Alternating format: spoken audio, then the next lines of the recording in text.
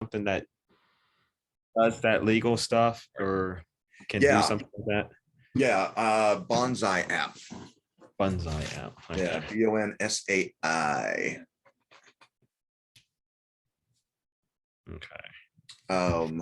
Should be able to do what you want to do, I believe.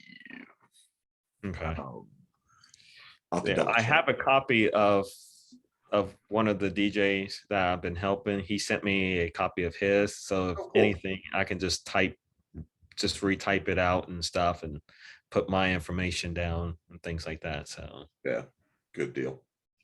Good deal. Well, that's awesome, man. So are you going to get a deposit? yes, it'd be $100 deposit. Okay. So I told her it'd be $100 deposit. I told her that um talking to the two DJs I've been working with, they said that they charge 500 for the first 3 hours, 75 for each additional hour. Um, since she's since her mom and my wife are known each other since grade school, I told her that we going to give her like a $200 off, basically. So family friend discount, basically. Okay. Uh, Okay. so yeah, so That's awesome, man. Congratulations.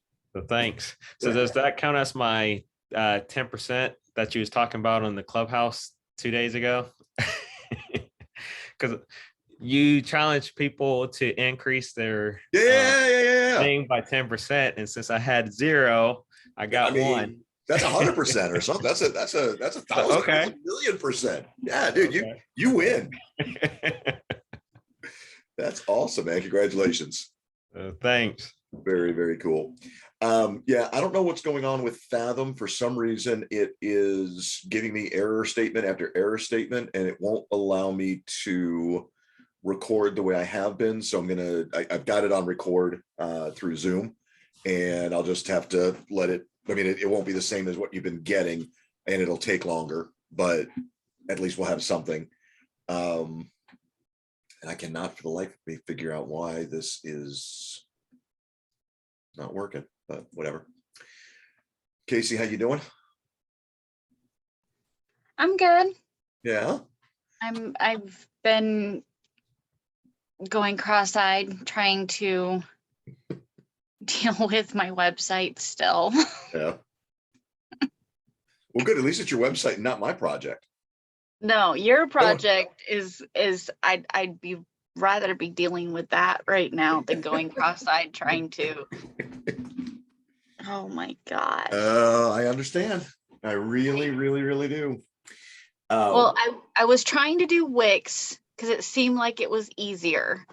But in order for me to use my domain name, I have to pay for it. I'm like, oh my God, I can't do that right now. So what do I have? What can I use? What do I got in my arsenal? I'm like, well, I think I paid for GoDaddy. I know I got my domain through there. Maybe, God willing, and I did something smart earlier this year. Paid for this stupid thing for a year. Yeah. And so I'm attempting yet again to deal with GoDaddy.com to build my site. It's GoDaddy's not a bad one. no, but it's been not easy for me. I don't care how much of a plug and play it is. It's not plug and play enough for me. I'm in the same situation with you. Yeah. No. I have to GoDaddy. KG actually helped me out a little bit, and I found out that I had some of it set up. I just never published it. I didn't realize I had to actually click on the button to publish it. Yeah. And so things are sitting there and stuff, but I'm in the same situation as Casey. It's like it's a lot of information. Yeah. So I was going through there and I changed, like, I guess the button that you can click on to schedule a meeting. And then of course it asked me how. So I did email. So then I typed in what I want to do and I hit send as a preview. Right. And it still have my Hotmail address, not my, I have a, I did one like Culture Shock LLC 1975 at Gmail, because I prefer going to my Gmail so that where I know that is separate from all my other emails. Yep. And I don't know how to change that. So I got frustrated. And I stopped and just closed it out because I started getting hot. My head started hurting. Yep. Yeah, I get that. I wish I had an easy answer for you. I don't know that I do, but yeah, you know, whatever KG tells you to do, man, just do whatever he says. That's all. I know. It's just like I said, it's just the money. Like I said, when I got hit with the emergency termination fee, and then of course getting my tooth taken care of, Right. it replenished my regular bank account. Plus, I had to move money from the business into my regular checking account just to pay off the stuff. Gotcha. So I'm back at zero. So I'm kind of like with Casey, where it's like, holy shit, Right. how am I going to get money back in here again? How do I get this going and stuff? So Oh yeah. Yeah, I did okay. that 3 times. I took from my business. I had to take from my business account just to pay this past month, and I'm wondering next month how it's gonna be like. It's gonna be fun. We're gonna get there, guys. We're Yeah. gonna get there. We will. We will get there. You know, yeah, listen, I mean, the two of you are, you know, I don't want to call you the anomalies, but you're the anomalies in the fact that you're both kind of the two pre-revenue, you know, folks in the group. So the fact that you guys are growing more slowly means, I mean, makes all the sense in the world. It should be that way. I mean, that, you know, it's easier for me to help, you know, for example, okay, we got, you know, by the way, guys, Q is with us. We got QS or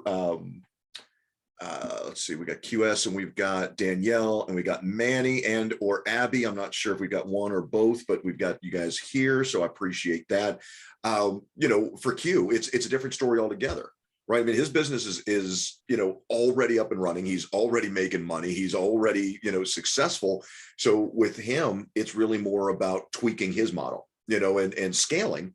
Whereas honestly, with Lorenzo, with Casey, with Manny, and even Dick, wow, shoot, I didn't even think about it. With all 4 of you, really, you're all really pre-revenue for the most part. Manny, do you have clients coming in yet, brother? Not from this right here. I'm building my case studies right now. Okay, all right, that's what I was pretty sure, but I you know, I wasn't 100%. So yeah, I mean, weird. All of my pre-revenue folks are here, and then me and Q. So all right, we'll just have some fun today. I don't know whether Justine's going to be able to join us tonight. I had a call with her this morning, and I'm not sure that she's going to be able to join in. She had a couple of networking events. I think she told me that she had paid for and you know, was planning on being at. So we'll see. And obviously, we know Kayvon comes in a little bit late, and I'm trying to think if I've seen or heard from anybody else, but I think that's everybody. Not sure where Markley's at yet, but I'm sure she'll join us here shortly. Just for those of you that didn't hear me when I said it originally, I don't know what's going on with Fathom, but no matter how many times I refresh the app, it's telling me that I'm getting a Zoom apps error, and it's saying that I need to that they can't authenticate my Zoom app for some reason. I don't know what's going on. So I'm recording this one the way we used to. So you'll get the Zoom recording instead of the Fathom recording. I don't know that you guys care all that much, but that's what's going to happen. So let's do this, because I don't know, QS, I don't know, I don't think you've met anybody. You want to, I'll tell you what, why don't you do this? Do me a favor. If you can, introduce yourself, give everybody a little bit of insight into who you are, what you do, and then we'll just kind of go around round robin and do the same. And then we're gonna get right into tonight. What's going on, family? I am Quinn Dyson. For Jay, that was for Jay.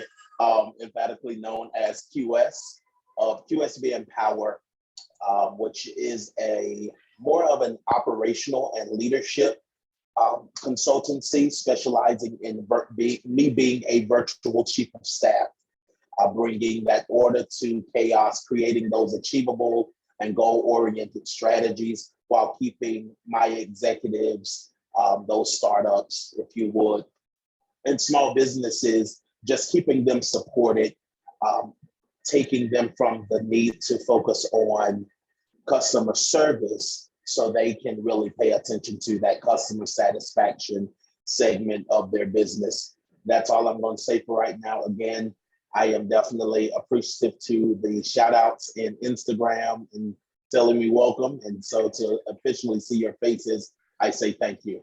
Thank you, Jay, for that time. Yeah, no, absolutely. Absolutely. Let's go ahead, ladies first.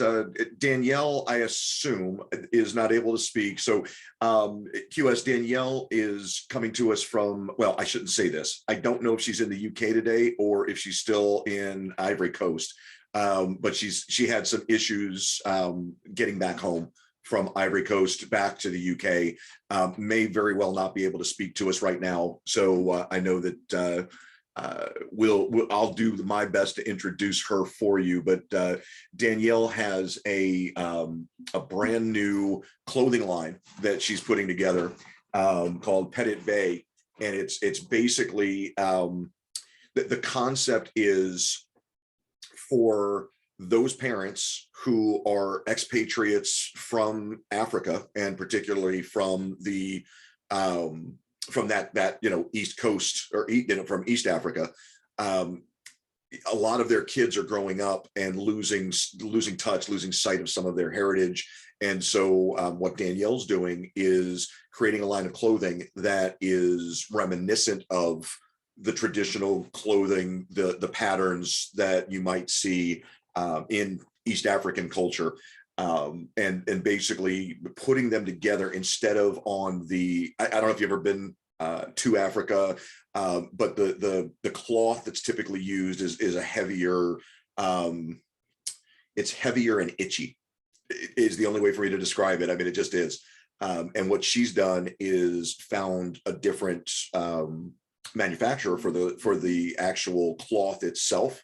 And so she's putting these designs onto this super, super soft, comfortable clothing line intended that, babies, little kids can wear these and not feel the urge to rip them off their body because they're itchy or hot or whatever the case is. And we finally just last week saw some of the prototypes of the design. So really, really excited to hear where she's at and what's going on, and if she and her husband have been able to make it out of Africa, so to speak, and back to the UK. But we'll let her chat in the chat box if she can, because I know she's typically unable to come on camera with us. So we're going to do ladies first. That was Danielle. Casey, will go to you, and then Markley, if you want to introduce yourself to QS or Quindithan, that would be awesome. Hey, I'm Casey, like Casey. I am your historian. I'm the writer of the group, one of the writers of the group. As Jay loves to make sure I say historian, I have a history degree, and I also taught writing for 5 years. So I use both in my group, in my little niche. Currently, I am trying to find the clients that need my services. I'm sorry, not need, but need, desire, and are wanting my services. So I help those with the struggling writing projects and get them off their plate. So that's me. I come from Houston, so I'm in humid, and I'm right now again stuck in my closet because my little ones will be coming home soon, and it's just easier. I was going to ask you, it looks and sounds a little bit like you're back in the closet, so I'm just double checking. I am. We figured out that a couple days of the week I have to work from the closet just so that I can get stuff done. I love you guys so much. I really, really do. Markley, are you able to say hello? I'm here. We're just on our way to a little event. It's like a local park. So we're taking my husband and we're taking my daughter. So we're just going there. But hi QS, my name is Markley and I'm the owner of a virtual assistant business. I am the lead virtual assistant and I do have 2 assistants that help me also. I'm mostly administrative, but I help people with, social media, bookkeeping, things like that. So I'm really glad to see you in the group, and I'm looking forward to, us figuring out how we can help each other. Awesome. And by the way, to Markley, to Casey, and I mean, Justine will watch this on the replay. Really appreciate you guys for the video testimonials.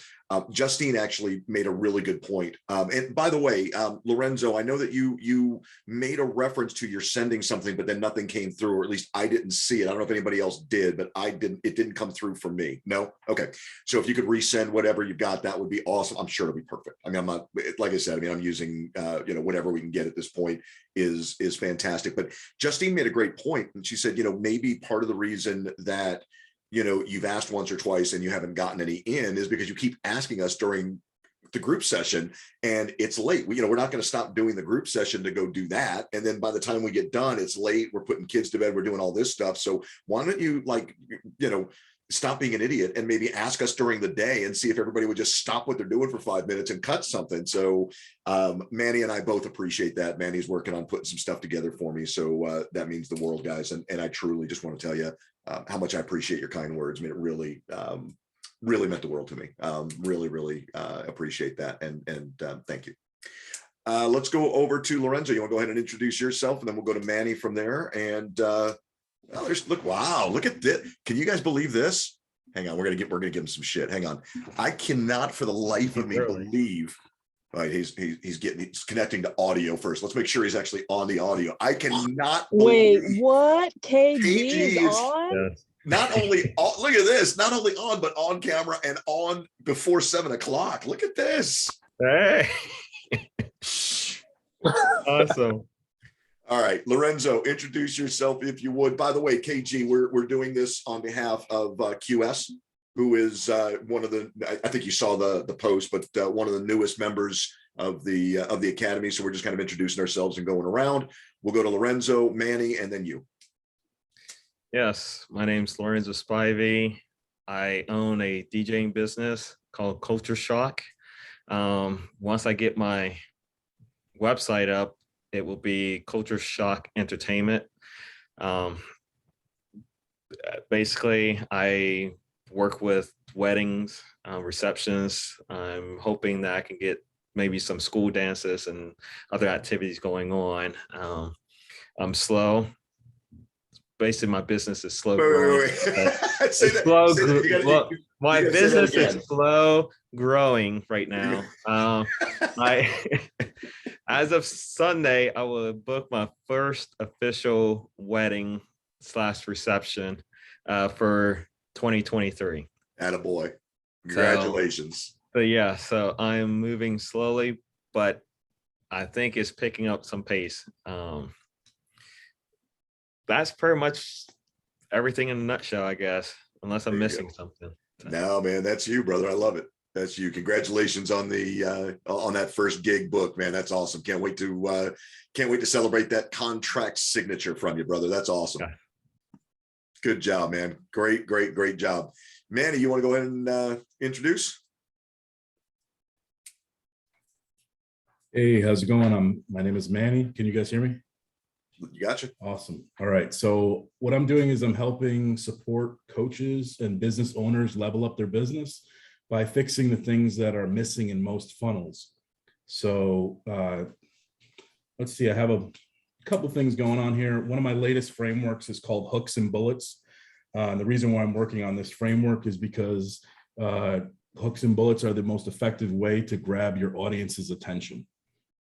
And another thing is my movement, the movement that I'm a part of is an all-inclusive way in order to join the game of funnels and make your first $1,000 within your funnel and your first 1,000 leads. And then it moves up from there where it becomes a game where you it changes, your avatar changes colors and you go from $1,000 to 2,000, 5,000, 10,000. There's a lot of money to be made in funnels.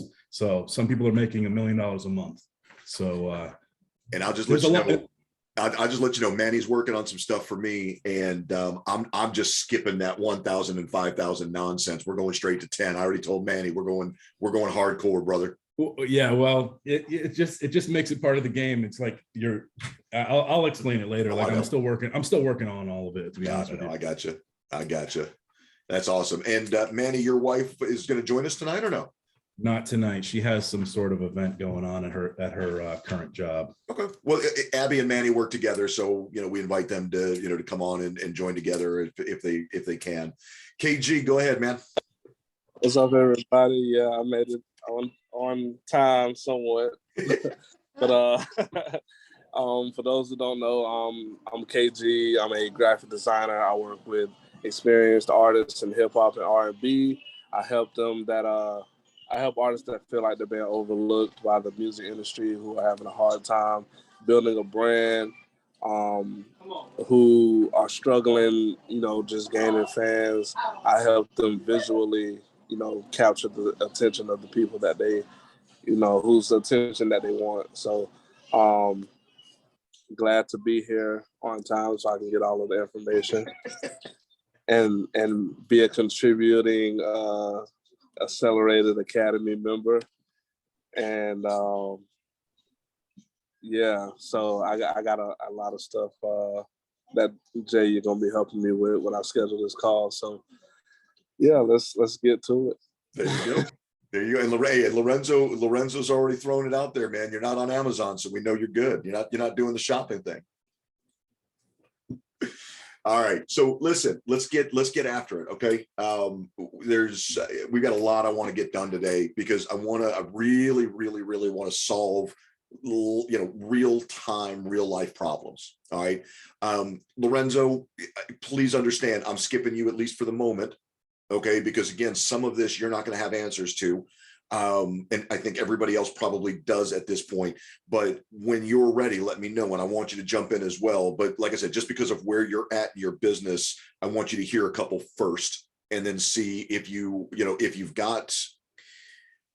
if you've got enough input in what you're doing right now to be able to do this with us live. That's awesome. If not, no big deal. You and I will do it one-on-one once you've got, once you start to hear some of these, the questions, the objections and things like that. So I just don't want you to think I'm bypassing you completely. Where you're at, there's no way for you to really, anyway, you know where I'm going. So I'm just going to go across from what to me looks like my PTR order, and that means Casey, you from the closet get to go first. So what I want you to do for me is give me one. I don't need 15. Give me one thing that you hear that you don't want to ever have to answer again. One question, one objection, one whatever. Give me one statement, one phrase, whatever it is that you are just absolutely sick and damn tired of. There's only been two that come to mind, and one of them I can't get rid of anyways. But the only one that comes to mind, which is funny to me, is, do you charge for your writing? Yeah. I've actually been asked that. And I was asked that by somebody in Clubhouse just recently as well. Yeah. But yeah, I have been asked several times if I actually do a charge for writing. No, we're just doing it for free because I'm a kind-hearted soul. You've actually been asked that by more than one person. All right. Well, listen, the next time somebody asks you that question, you call KG and you call QS and you let the three of us handle them, because we're gonna put hands on people when they start asking stupid questions from here on out, because that's just nonsense. What the heck? Okay, so in what context? I mean, how are they asking you that? If you go to McDonald's, ask if they charge. Yeah, right? The latest one was, let me see if I can pull it up. She was actually in your room earlier this week. She heard me talking about stories and everything, and just like what I was doing. She goes, "How do you do that? Do you charge?" It's even worse when you come from a business room and ask somebody. Right. In my room. Right. I just sat there, I was sitting on my deck and I just sat there just like going, what? So I said, I do charge to write your story. And then I just gave her my process. I Wow. just like, yeah, I've been asked that question a couple of times, but and the only other question I get is, do you have a website? And right now I'm just saying, well, it's under technical difficulties right now. Because So I listen, got nothing else. so all right, so listen, let's solve that one first because that one's just easy enough. Okay. You know what? We're redesigning the website right now. That's all. We're not, you're not lying. Right. You know what? We're just redesigning the website right now. As soon as it's up and running again, I've got your contact information. I'll make sure that I send you a link as soon as it's up and running.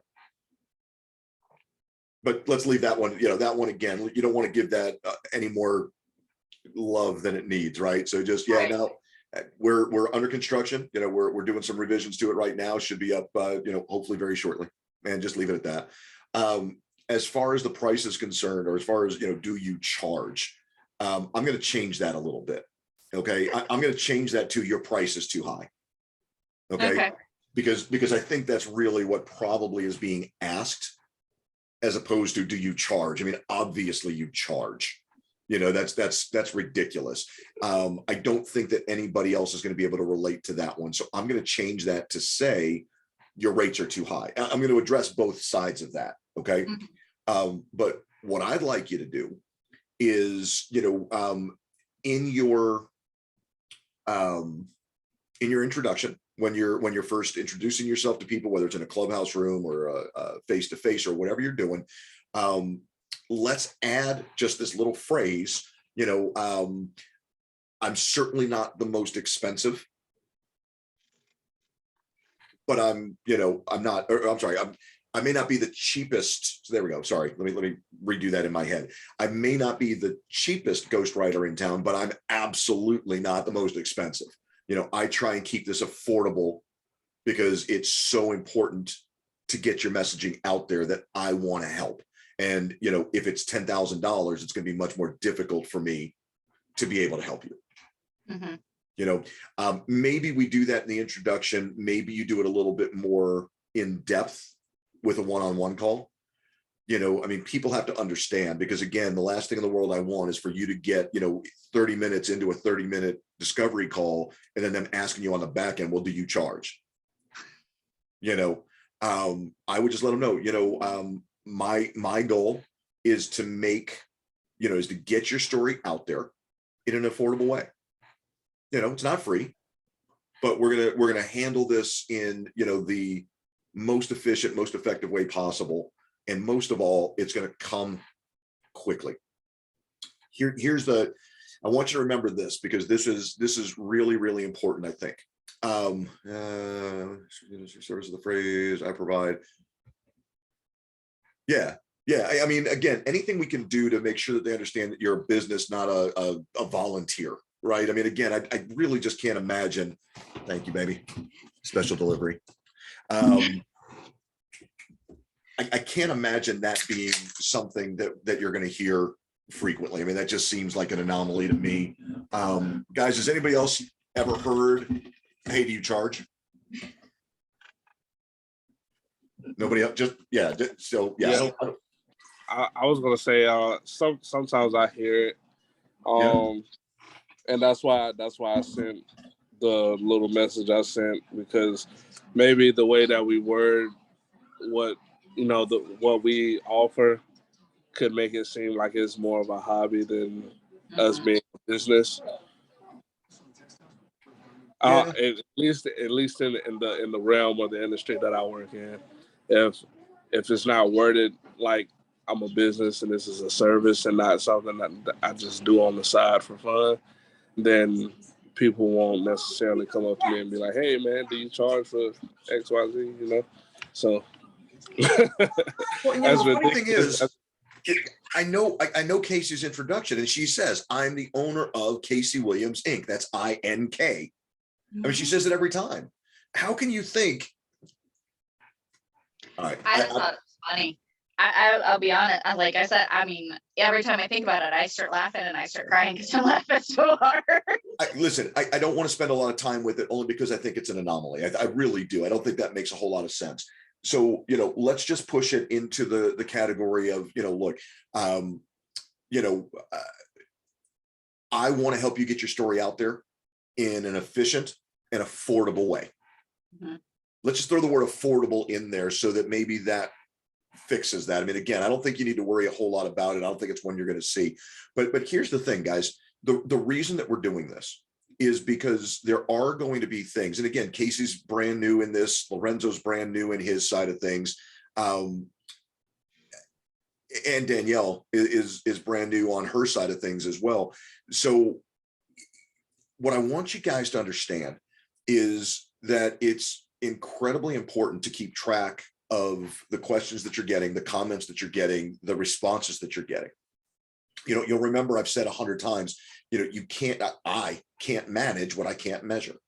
So if I don't know what you're hearing, if I don't know how often you're hearing it, if I don't know, what the objections are, it's gonna be really difficult for me to come in on a one-on-one with you or in this group session and help you figure out a word track that's going to solve that problem. So we got to keep track of them for that reason, number one.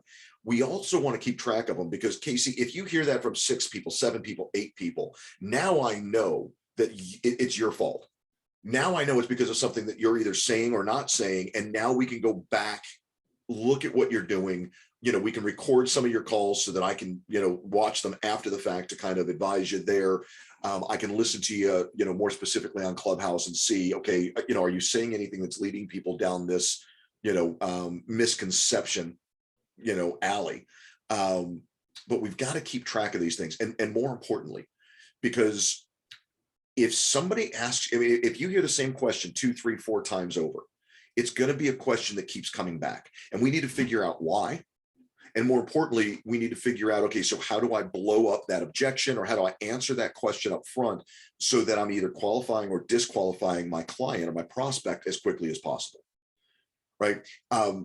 If people are saying, the price is too high, okay, I'm going to use Lorenzo as the example because I think he's the perfect example here. If people say, well, Lorenzo, I heard what you said, but man, your prices are too high. I want Lorenzo to be absolutely ready to address that. And in fact, probably to address that before it comes up. You guys have heard me talk about, blowing up the landmines before we step on them, or disabling the landmine before we step on them. That's really what we're talking about here. And that's what some of this process that we're going to do tonight is going to help us to do. It's number one, identify, there are frequently asked questions. There are common objections. There are these things. I'm hearing them a lot. And that's, how do I build this out of my system? Right. So, you've probably, again, heard me in Clubhouse talking to people saying things like, listen, guys, if the price is the issue, let's start off by saying, listen, you know what, I need you to understand, this is what I do. And while I'm certainly not free, I'm not the most expensive guy in the world. I think you guys actually, if anybody was in the room day before last, I think it was, I was saying, I gave an example that, I may not be inexpensive to work with, but at the end of the day, the reality is you're already paying for me. Whether you're a client of mine or not, you're already paying for my help. You're just not getting it if you're not a client. Well, what does that mean? How does that make sense? Okay, well, here's the thing. How much money are you leaving on the table right now, every single day, week, month, whatever, quarter, year? How much money are you leaving on the table that if I was on your team, we could pick back up? Are we leaving $1,000 a month, $5,000 a month? Are we leaving $10,000 a quarter, $20,000 a quarter? I mean, however you want to look at the money. How much money are you leaving on the table? QS, because you're undercharging people. Casey, because you're not closing at the rate that you should be. Lorenzo, because you're not comfortable charging what you should be. Whatever it is. All of that money, while you never saw it, it's real money. And it's real money that should be in your pocket, in your bank account, that you're not getting. So basically what you're doing by not working with a coach, with me in particular, I mean, it's my statement, so I'm saying me. By not working with me, you're flushing that money down the toilet right now. And so basically you're spending, by flushing that money down the toilet, that money could instead be going to me for me to help you recapture that money. And the beauty of it is you don't have to pay me forever. You pay me while I'm teaching you what you need to learn. And then that money just keeps coming. And you're going to be making more and more and more of it, because what I'm going to do is I'm going to help you find 10% over here and 5% over there and 15% over here. And we're going to pull some money off the table over there. And we're going to stop losing money over there. And we're going to become a little bit more efficient over here, because the approach I'm going to take with you is holistic. We're going to look at everything inside your business. We're going to pull it all together. And I'm going to help you find the money that you're pissing away right now. You're already paying for me in lost revenues. So I need to be able to pare that down into 10 or 15 seconds. The way that I do it is, Casey, you're already paying for me. You're just not getting the value. And I just leave it at that. Yeah, I can dig deeper. I mean, if given the time, I'll go deeper. But listen, you're already paying for me. I mean, if I could work for you for free, would you do the job? Would you hire me? I mean, listen, Manny, if I could build a funnel for you for free, would you take me up on it? KG, I'm an artist. Hey man, listen, if you'll do it for free, I'll take some design. Would you, I mean, you're not going to take that deal, but let's turn it around the other side. If you offer to your client, hey, listen, I'll do it for you for free, are they going to take you up on it? How many people here have offered to do something for somebody for no cost? QS, Manny, Markley. Okay. How many of those, when you asked them, when you gave them that opportunity, how many times did they turn you down? I did. Huh?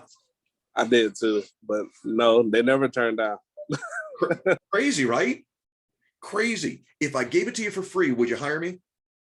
Hell yeah, I would. Good. Then consider me hired, because you're already spending the money. All I'm going to do is I'm going to take it from the trash can and put it into my account. Are you okay with that? I'm not saying it works every time. I'm not saying it works for everybody. Okay. Casey, I'm not, well, let me back up. I love this newer, stronger Casey. I love this Casey with the gloves laced up, ready to go. Okay. Love the energy that I've gotten from you the last week or so.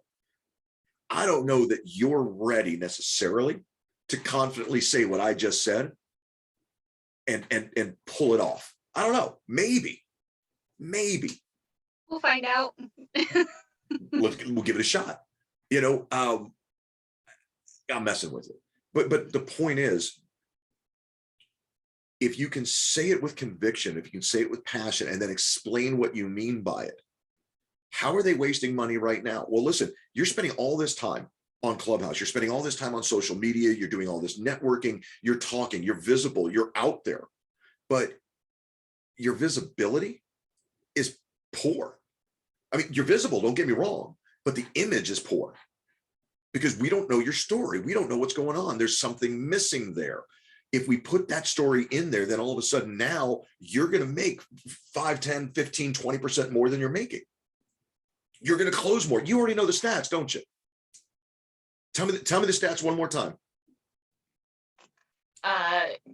Building trust is 2,500% increase, 2,500%, and sales conversions are 30%. Let's stick with that.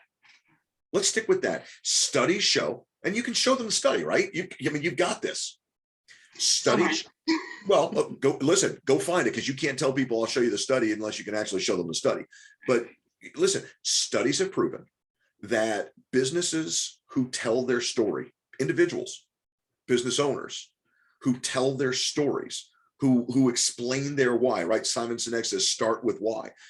Businesses that are capable of, or not just capable, but good at telling their story, can count on a 30% increase in sales conversion. So let's think about that for a second. Q, if I told you, man, listen, I'm going to increase your sales conversion by 30% month after month after month, what does that mean to you in monthly revenue? What's a 30% additional close or a better closing ratio mean in your business? Any idea?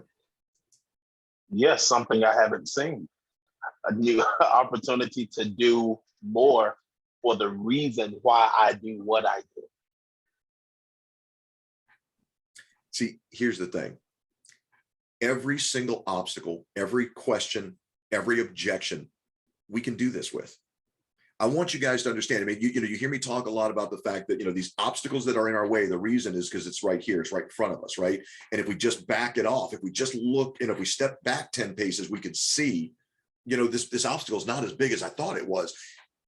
Every single obstacle that you guys are going to bring me today, I guarantee, well, okay, with the exception of the first one, because Casey's is just goofy as hell, but every other one, we're going to blow these things up, you guys, and we're going to blow them up quick, fast, in a hurry. And they're going to be, you know, you're not going to have to deal with them again. And you know, I tell a story. Most of you probably haven't heard this yet because I know I told it in the academy, but I told it like really, really early in the academy. There's I'll call it a book. It's not really a book. It's more like a booklet. But if you go and look on Amazon, no, KG, do not go look on Amazon right now. Look later on Amazon for a book called U Squared.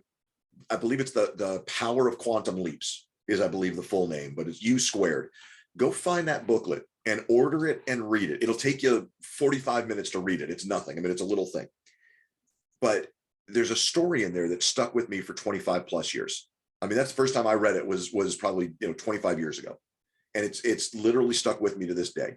And it tells this story, again, you guys have heard me talk about it probably, of the fly buzzing on the windshield or on the windowsill, right? Everybody here knows what it's like to have that fly buzzing against the window trying to get outside, right? Well, buzzing and hitting his head over and over and over on that glass. Well, the problem is that fly wants to get outside. He sees whatever it is out there that's attractive, whatever it's color or you know, it's the flowers or whatever, but he sees it. He wants to get out there, and he is so close to the problem. He doesn't understand that glass is there. He doesn't recognize that. All he knows is that's outside. That's where I need to go. And so he's going to, by brute force, just keep banging his head against that window until he eventually dies on the windowsill. The story, though, talks about how unfortunate it is, because if that fly would have just backed up 10 feet to be able to see the entire playing field, instead of just seeing, you know, what's right here dead in front of him, he would have seen that the door is open, wide open, 10 feet away. He could have just flown over there and out the door, and he'd have been doing whatever the heck he wanted to be doing outside and would have died someplace else, not on that damn windowsill. I don't want you guys to die on that windowsill. And the solution to that is making sure that you're not banging your head against the same damn pane of glass over and over and over and over and over all day long, trying to get through, because, you know, it's right there in front of me. I can see it. We got to back up. We got to back up so we can see the entirety of the playing field. And that's the secondary goal of what I want for you guys tonight. So, you know, the primary goal, figure out that we can overcome these things more quickly than we thought we could. And then if we pay attention to them, if we're logging them, if we're tracking what we're hearing, it's easier for us to go back in and fix on the backside. But the secondary part, like I said, is understanding that we're just too close to it. It's why, for example, Lorenzo, you're having a tough time putting your website together. It's why, Casey, you're having a tough time putting your website together, right? I mean, pick a challenge you're having in your business right now. 90% of the time, it's because you're just too damn close to it. Simple as that. You got it, Casey? Thank you. Appreciate it. I assumed you saw I made you co-host for that reason. Thank you. But that's the point. All right. So, you know, Casey, again, let's try and work in some, you know, just a couple of little words here and there. And you and I'll talk about it on the backside, but let's just add in a couple of words here and there that indicate, hey, listen, this isn't a hobby. I'm a professional. You know, I'm doing this as a professional, and, you know, you're not paying Fiverr prices. You know, we're going to do the real work for you. You're going to get an English speaking assistant, you know, that's or writer or historian or, you know, expert who's going to come in and help you do this the right way. All right. let's go over to Miss Markley. I like doing ladies first. I don't know why, but Markley, are you? Oh no, you're out with the kid. Are you okay? I'm good. All right, so walk me through. Give me the one objection or the one frequently asked question that you're tired of hearing. The only thing that could come to my mind was, what does a virtual assistant do? I get so annoyed when people ask that question because I can't answer it, because every single virtual assistant, just like every single person, is different. And what I might do might be someone else, they might not like those tasks. Or for example, like data entry, it's not really something that I do, where other people really enjoy that. Right. So that's something that I hear over and over. What does a virtual assistant do? All right. Well, first things first. You absolutely can answer that. Okay. The answer is simple. Okay. What does a virtual assistant do? A virtual assistant does the things. I do the things that you don't want to do, that you're not good at. Thank you, Casey. Appreciate it. Or that are below your pay grade. What does that mean? It means a whole lot. And I may not be the single expert that can handle each and every one of those things for you, but because I own a business that employs multiple virtual assistants, if you come to me and you say, listen, Jay, I don't want to have to do this, this, this, this, and this. Okay, great. No problem. I'm going to do this, this, and this for you. I've got another assistant who's going to do this and this for you, because she's an expert at that. And I'm going to give, I'm going to give you this other person here to handle the finances because he's an expert on that. But you're paying one rate in one, you're paying one bill basically for all of your assistants, for everything that you're delegating out. So I think the answer to the question really is, what does a virtual assistant do? You tell me. That's what good. do you, yeah. So Markley, what do you do? I don't know. You tell me. What do you not like to do? What are you not good at? What do you spend way, way, way too much time at every single day, every single week, whatever, that's maybe below your pay grade or not your, not your wheelhouse, not your strong suit? That's what you give to a virtual assistant, whether it's me or somebody else. That's what you give us. And we go in there and we do those things. That's what we love doing.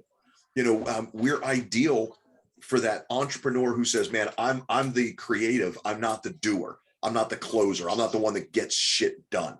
Well, you know what? That's what a VA is. I'm the one that gets it done. Right. I mean, easy enough to answer it that way. Now, what I would tell you is, and guys, you're going to hear this a lot tonight. I want all of you to think about this and to consider this as, as an answer or part of my answer to all of you. Okay. But Markley is, Casey, that one, blow that off. But Markley, I would put together a short video. I mean, you proved today you can do a short video and you rocked it. So maybe we do a short video that says, well, what the hell is a VA? Well, let me tell you what a VA is. And now I explain to you what it is. Or maybe you go about it a different way. You say, well, what is a VA? Well, you know what? It depends. A VA can be different things to different people. Let me give you some examples. And then we take a clip of Casey saying, this is how I utilize my VA.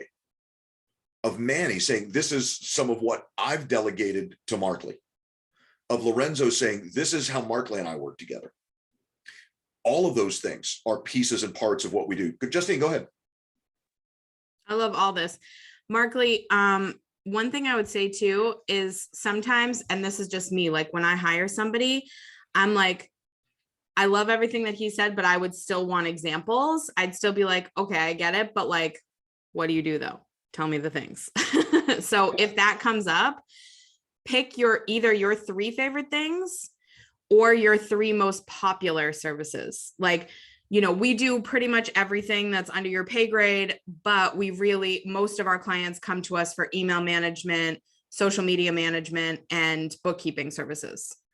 Right? So give them a few examples. It's kind of like when you go to a clothing store's website, they have like their most popular products or like featured products. You can pick either one, but at least that gets the conversation going and starts to spark ideas for them. So they can be like, oh, you do email management, you do database management, and then you can kind of answer some of those questions too. Just a thought. No, absolutely. And here's the thing, guys. I don't know how many times we've talked about it in here, but everybody complains, man, I don't have enough content. What do I put together? Well, there's a a reel. There's a short for YouTube. There's content right there. Create a little video. Did you know? Hey, what the hell is a VA? Well, let me tell you what a VA is. Boom. And again, whether you do it yourself or you intro it yourself. And what I really, really like, if you can do it, and this is, one of the reasons that I'm so grateful to you guys for all of these great video testimonials. I like the idea of putting together what I call like a donut commercial. Okay. When I think you guys know, I spent 15 years in radio sales management. When I was in radio, one of the things that I liked to put together was what I called a donut commercial. So if you can imagine a jelly donut, right? Everybody knows if you've ever eaten a jelly donut or a cream-filled donut of any kind, it's got that little belly button, right? Where they stick the thing. I mean, I don't know what it's called, but they stick the thing in there and they squeeze it in, and that's how they get the jelly inside the donut, right? Imagine your conversation, your video, your commercial, whatever it is that we're talking about is basically the exact same thing. So it's this donut, it's this center, but we can pull the middle out anytime we want and we can change it. So you want lemon? Great. Boom, there's lemon. You want cherry? What? Great. Boom, there's the cherry, right? So we can make the donuts 1,000 at a time and then just squirt what we need into them. That's a weird analogy. I get it. But what I'm talking about, yeah, I know. I'm hungry, man. Give me a lemon meringue. Somebody send me donuts. But what I'm talking about here is, you've heard this a million times. Think about the local car dealership in your area and the radio commercials that they run. It sounds like the exact same commercial every single time, because the front of the commercial and the back of the commercial are identical. What they do is they take it's President's Day, it's Toyotathon, it's this, it's that, whatever the special is, that's the cream filling that they just shove in there. So they've got their can open and their can close, which keeps them consistent. And then they shove in the filler. So I love the idea, Mark Lee, of being able to say, okay, so what is a VA? What does a VA do? Well, let me show you. And now, by saying that up front, now you can take my testimonial and shove it in there and then have your outro. That's just one of the things that we do. Reach out to me. I'd love to talk to you a little bit more about your specific needs and how we can help you. The next one, what does a VA do? Well, let me show you. Lorenzo, here's Lorenzo's video. Boom, 18, 19, 20 seconds. Bam. That's part of what we do, but we do a whole lot more than that. I'd love to explain more. I'd love to walk you through how we can help you. I mean, whatever the back end is, right? So that it's templated, so that it's consistent. But guys, I want to see all of you start considering putting videos together that answer these FAQs, that answer these objections up front. If you're dealing with lead gen, okay, and that's where the objections are coming from, that's where some of those word tracks that we were talking about with Casey might come in. Adding in something about professional, affordable, inexpensive, or whatever, to address the fact that there is some money going to be exchanged here. And no, I'm not going to write your whole story for you for free, you dumbass. Can't believe anybody even said that. But for this frequently asked questions stuff, I really love the idea of putting these videos together. I was working with a client, Mark Lee knows, she's actually his VA. I was working with a guy by the name of Jeff Metz, who is a well-known racehorse trainer out in Arizona, California, Seattle, all of that. And Jeff is getting all of these questions because what he does is sells fractional ownership of racehorses. Part of what he does. Trying to explain that to people is really difficult. He's getting all these questions all the time, over and over and over, the same set of questions. Great. Let's put together an FAQ. Let's take each one. Let's do a 30-second to minute and a half to 3-minute video, and boom, put it on your website so that now as people are looking for more information, they can watch it at their own discretion. Markley.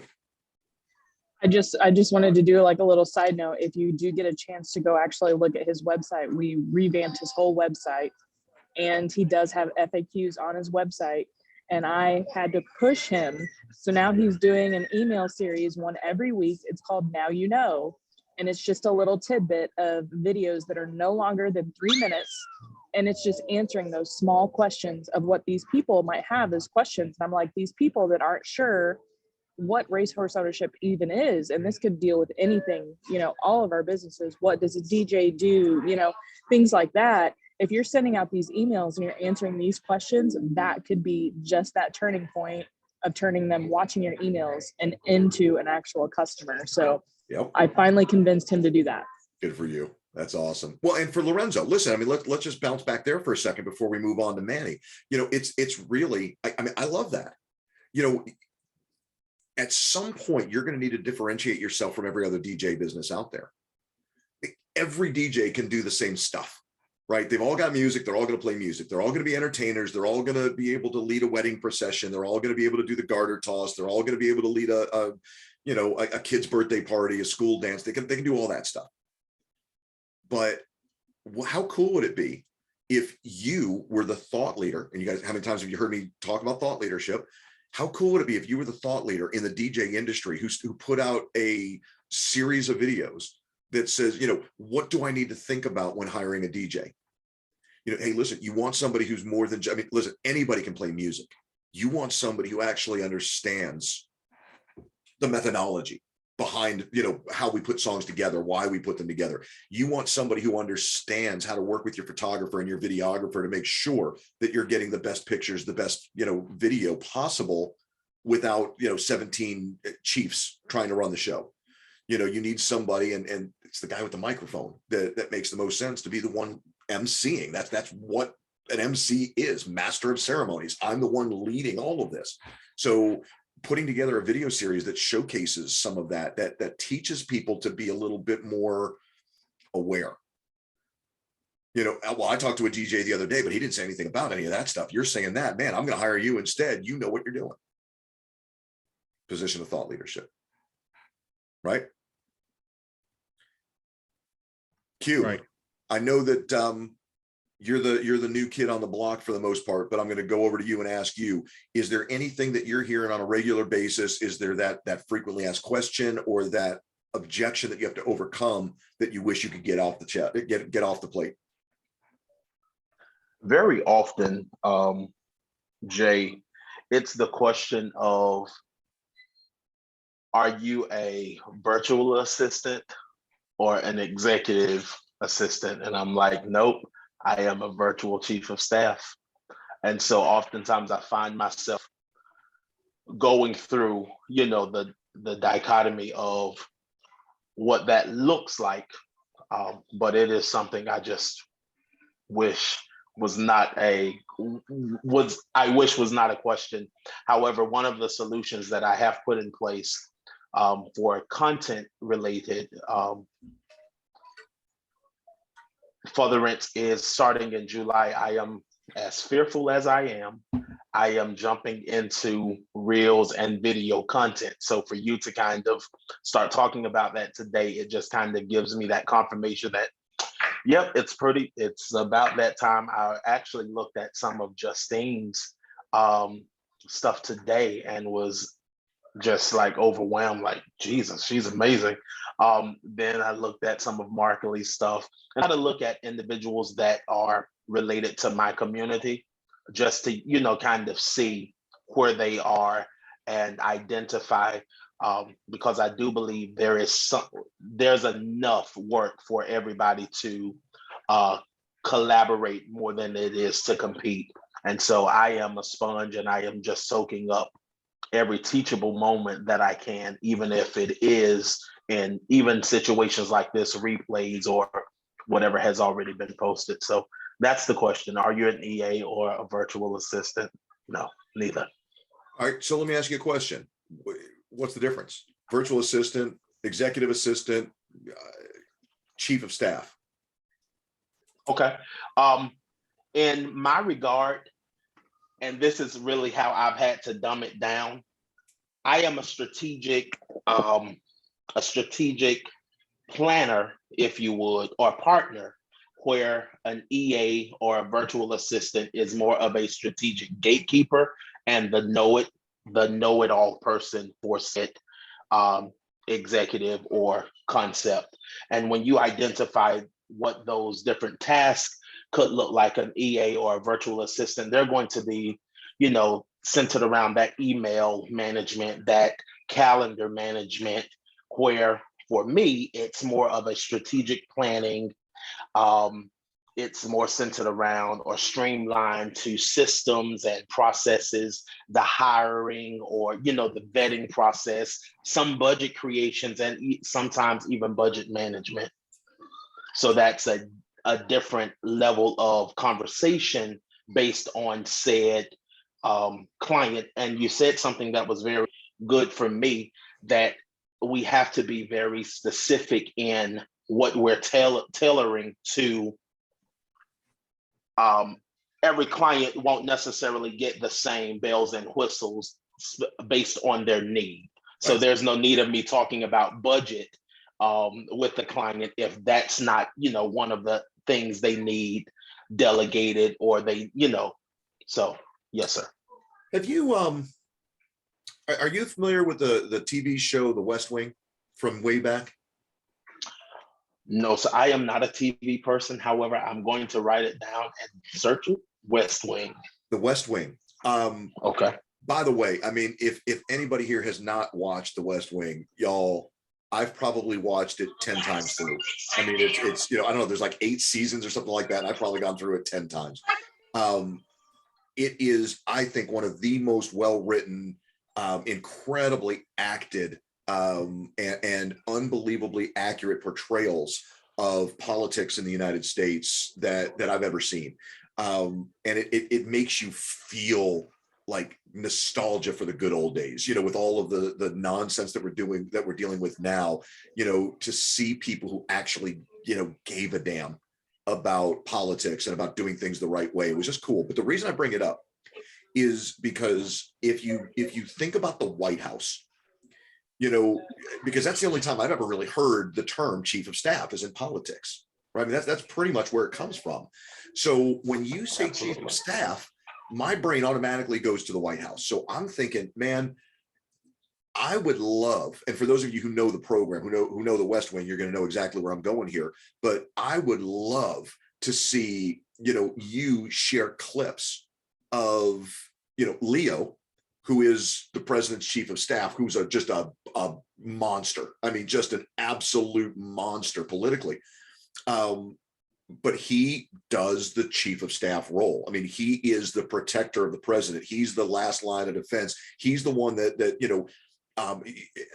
like what you're talking about, right? If the pastor comes to you and says, hey, listen, man, I need all of this, to get done. He doesn't need 500 people reporting back to him, telling him the little intricate pieces of what's being done to get the job done. He just needs to know the job's being done. And that's where the chief of staff comes in. Being able to equate that and show, I mean, again, there are just so many examples of this guy, Leo, just taking the reins and being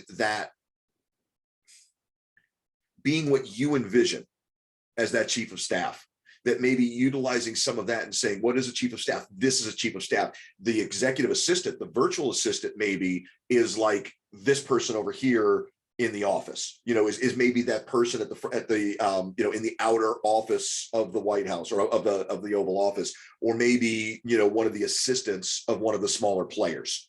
You see them, I mean, again, for those of you that know the show, Donna Moss comes to mind. That's an assistant.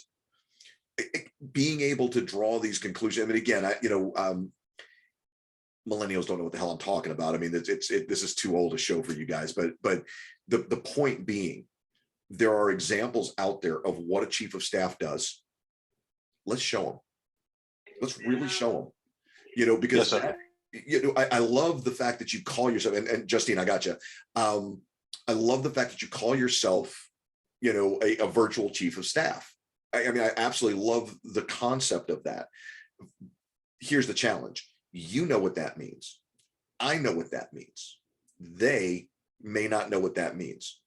So I would insist, I mean, with you, one of the things that you and I are going to work on right up front is in your introduction, we've got to be crystal clear about explaining, okay, so I'm a virtual chief of staff. Now, you've probably never heard that term before. Let me tell you what that means.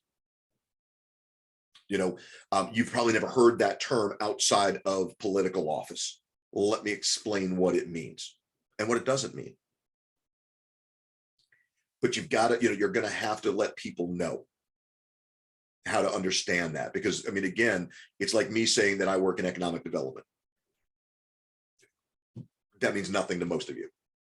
And it shouldn't. I mean, it wouldn't make any sense for it to make any sense. Justine, go ahead. Yeah, I was just going to say that the way that I teach my clients this concept is pretend like you're talking to an 8-year-old child.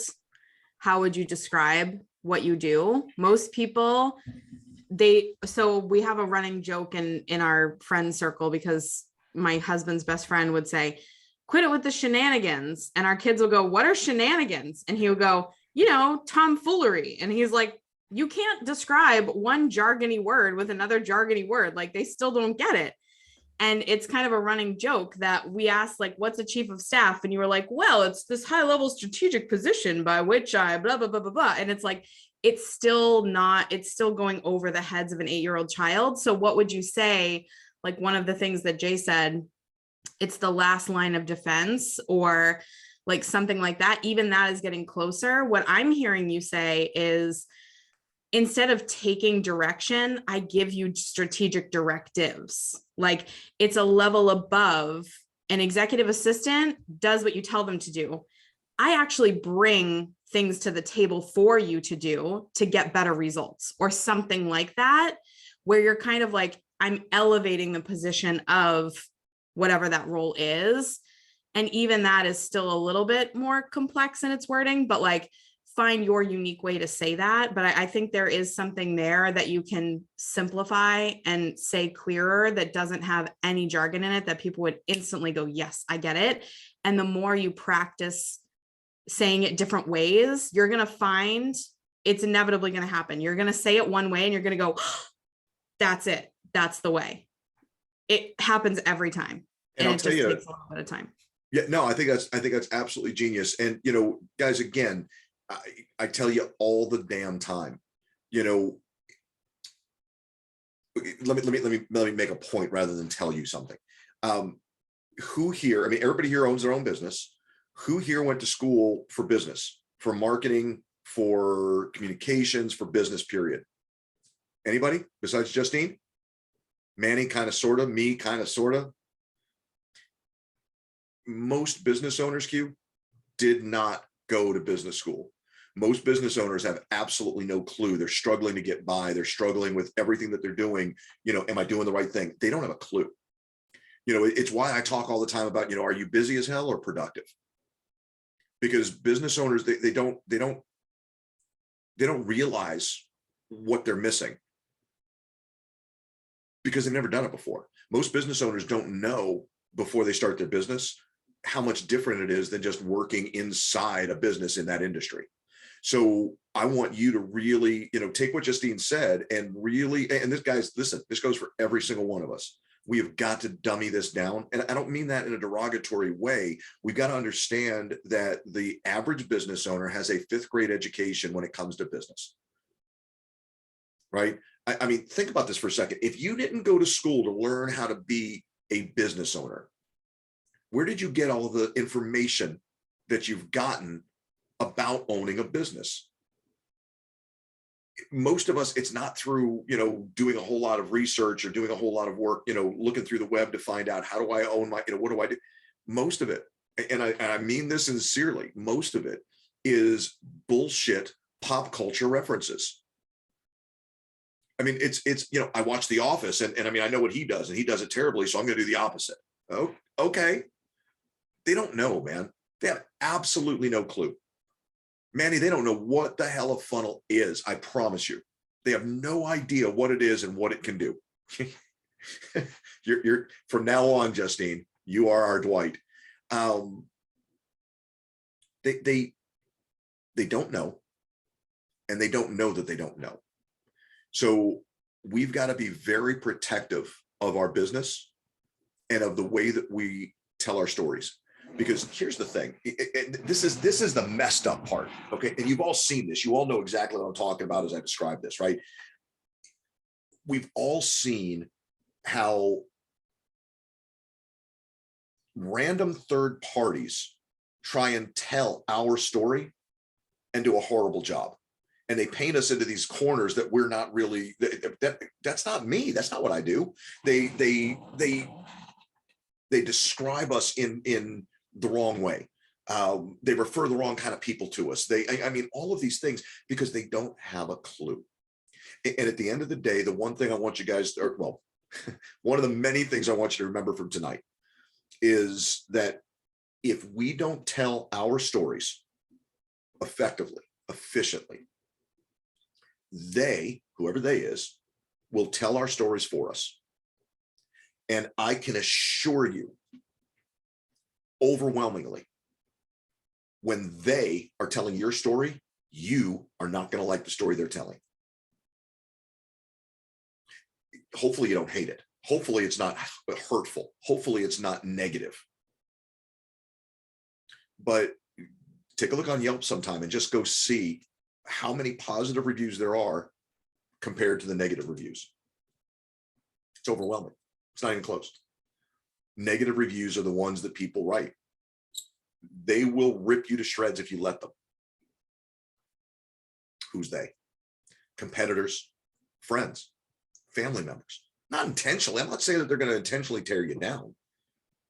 You know, my grandmother, God rest her soul, man, before she passed, she could not for the life of her explain what I did for a living. No clue. And every time she tried, it frustrated me because I'm like, no, Grandma, no, that's, what are you talking about? No, that's not what I do. Are you, come on. I mean, I've been doing this for 30 years. You don't know what I do? Seriously? The people who love you the most will do it too. Get clear, get crystal clear, get rid of the jargon because, you know, look,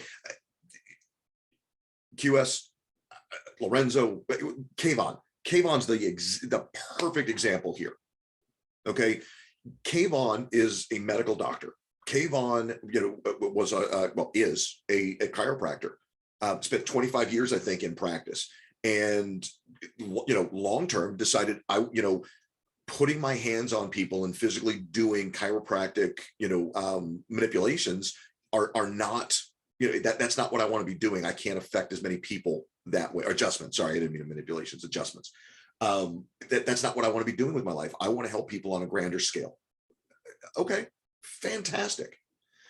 He can talk about health care. He can talk about, healthy lifestyle and all of these different things at a level that most of us would just be like, I don't know what the hell he's talking about.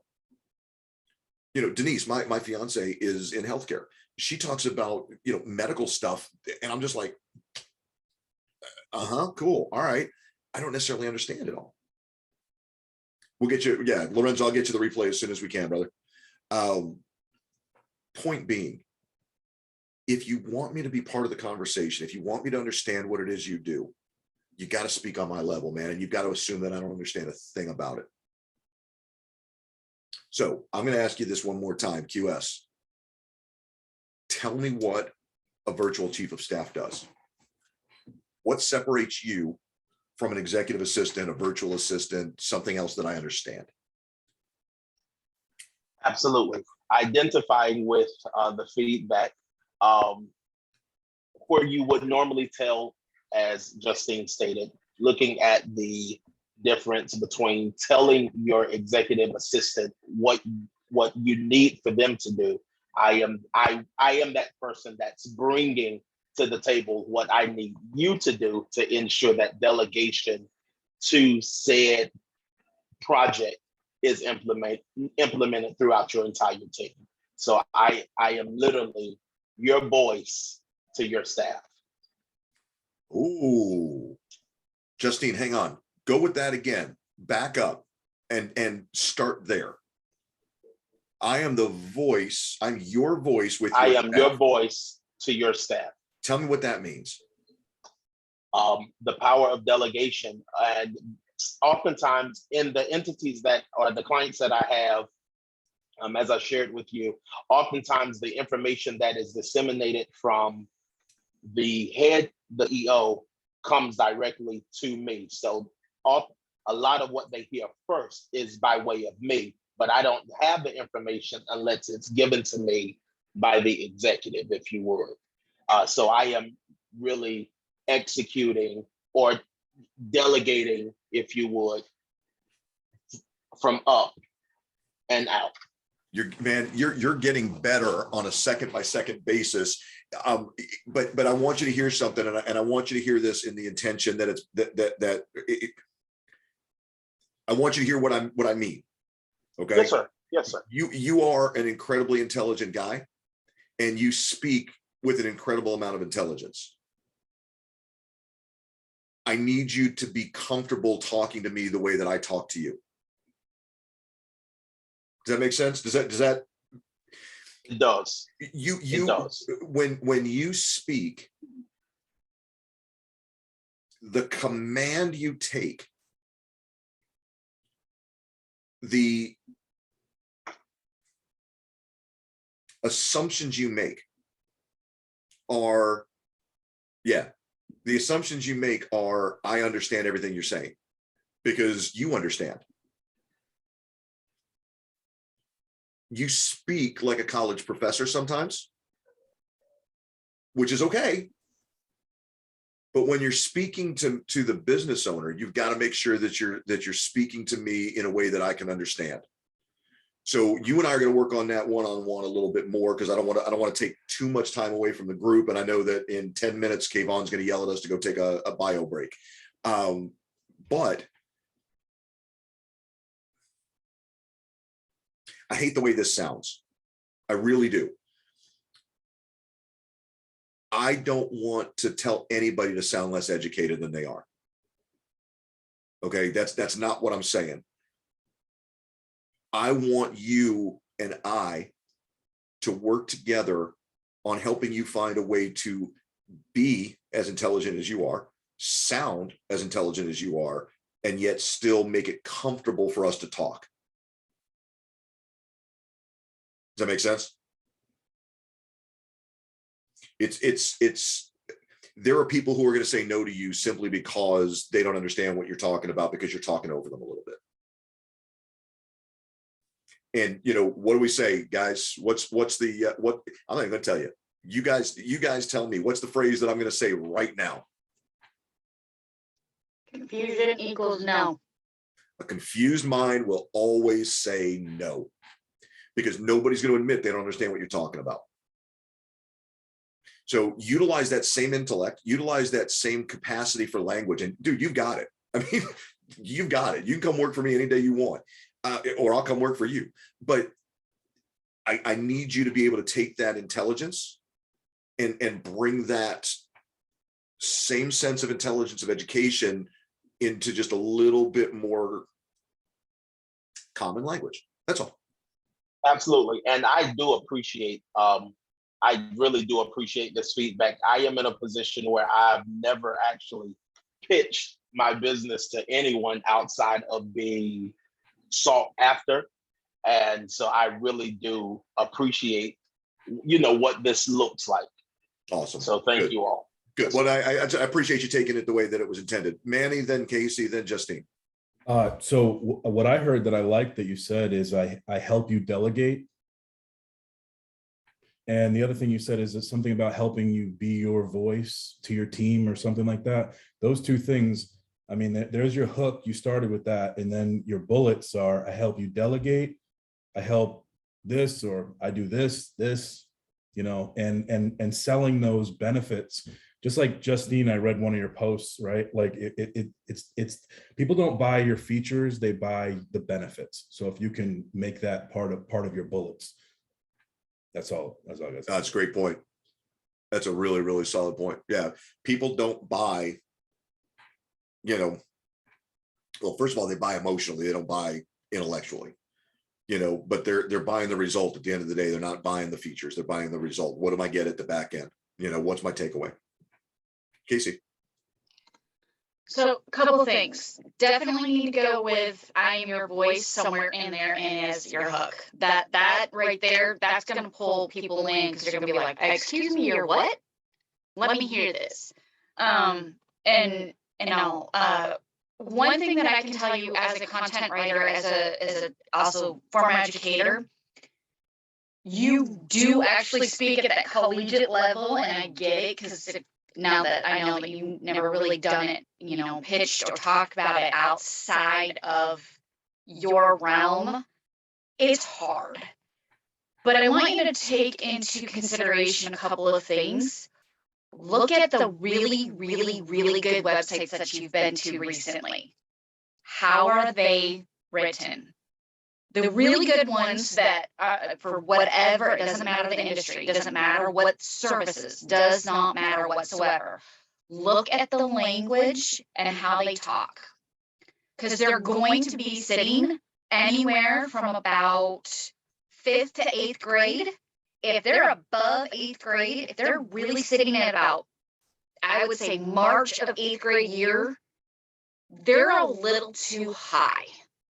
Unless they're only catering to those who will understand. If they're doing a B2B and they're not talking to, you know, Joe Schmo or, you know, Casey Williams or anything like that, they are talking literally, the sweet spot's going to be about, think October to December of a 6th grader's life. And I say that because that's where they're going to start pulling into the preteens and really hating adults, and still wanting to please. So their thought processes are starting to be a little bit more critical thinking, but not quite to that level of a 7th grader or even into the 2nd semester of the 6th grader's life. So if you happen to notice, if you know a 6th grader, listen to how they talk when they're talking to adults and not to their friends. But yeah, there's ways around using the jargon and still sound confident and your expertise pulling out every which way there is.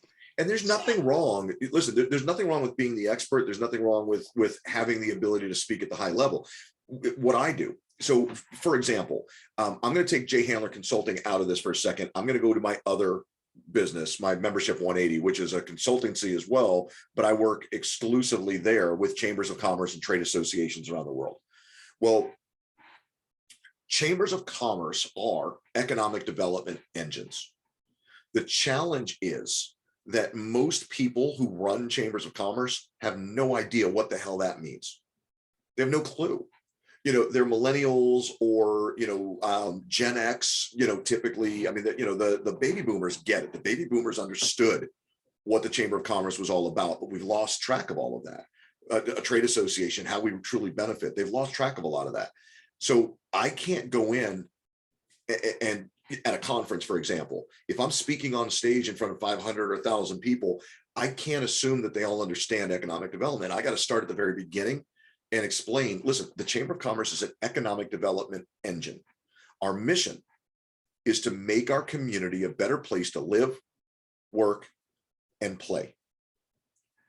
Let's go back through that. Let me tell you what I'm talking about. And now I can go from there. Now, at the end, when I'm done and somebody comes up to me and starts speaking to me, I can pretty quickly assess, okay, is this somebody talking to me at a 6th grade level, a 12th grade level, or is this somebody who really, you know, has spent their career in economic development and gets it?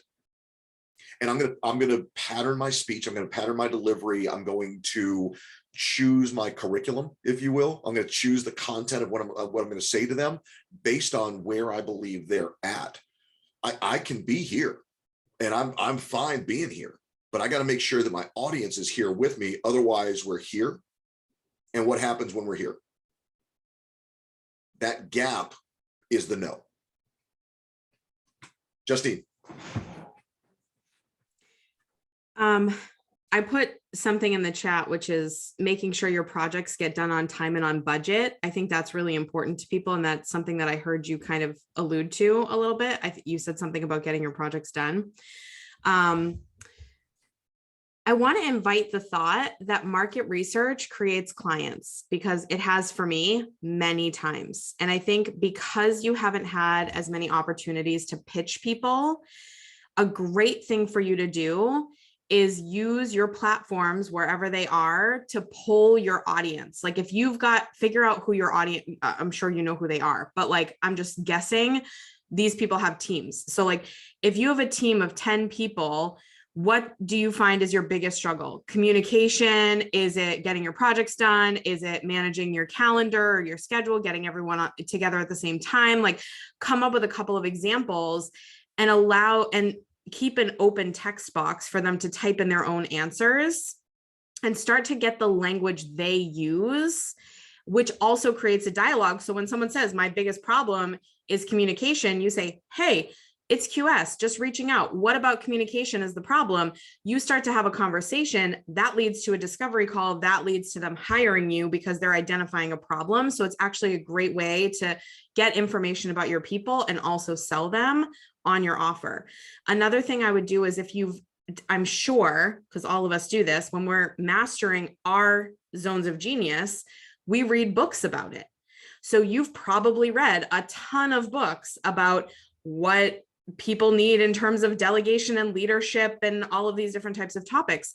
Go on Amazon and read the reviews, especially the 1-star and the 5-star reviews. Go on and listen to, like, I run a company and I got this book because I was struggling with X, Y, or Z, and this is how it changed everything. So now you're seeing the result that they're looking for as well as the problem. So you can articulate it back to that person in the exact verbiage that they would use, instead of trying to come up with it in your own brain when you're clearly not thinking like they're thinking, because everyone is unique. And look for those overlaps. Like 9 out of 10 reviews said that communication or delegation was the thing. I'm going to go hard on that messaging for a month and just see, are people reacting to it? What questions are they asking? How are they responding? And that's really how you refine your message in a powerful way that also leads to creating more clients. I love that. Yeah, that's really right on target. Right on target. QS, how you feel? Empowered.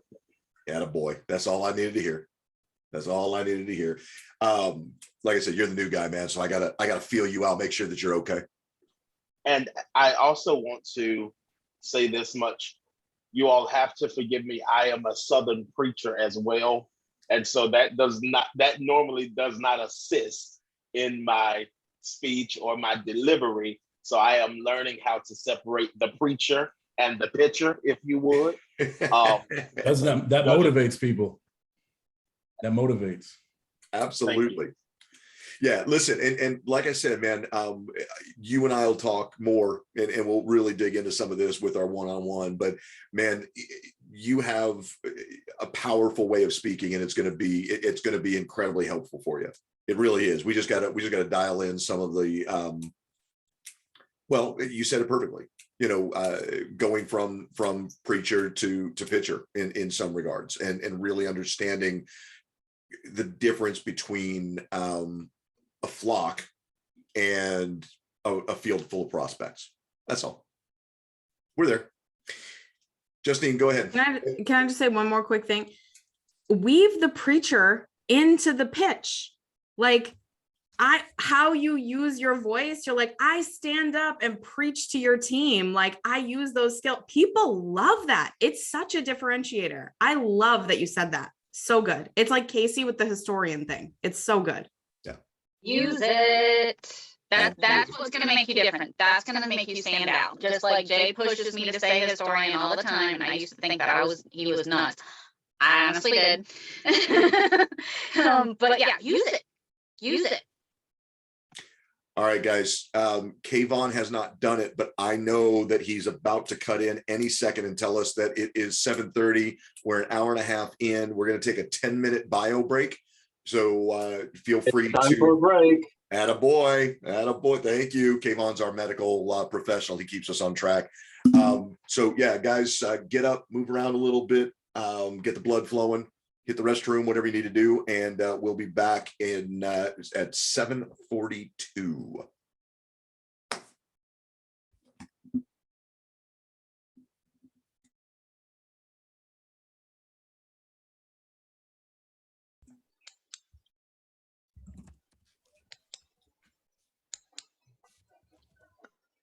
Cool, I got you, QS. Thanks, brother.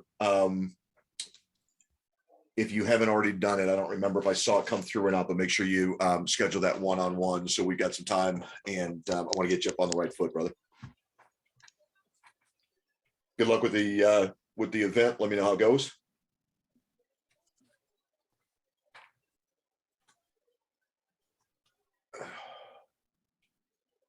Thank God for the mute button, because as soon as I turned off my mic, I slammed my knee into the into my desk.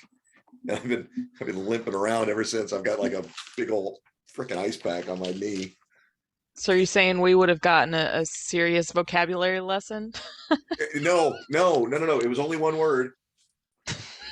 It was only one word. But it was the word. It was the word. And it word. might have been repeated more than once. I'm not sure, but anyway. I'm sure we've all had that lesson before. Is that better? Right. Wow, we can hear you. Yes, much better. Oh my gosh. We can hear one of you, which is a good thing. Yeah, what the heck? All I right. don't get it. We got 2 minutes, so we'll give Kayvon 2 minutes to get back in. Thank you, Markley. Okay, QS, that's the link you need right there for the to schedule the one-on-one. I'm only here till 7. Sorry, I have an engagement at 7.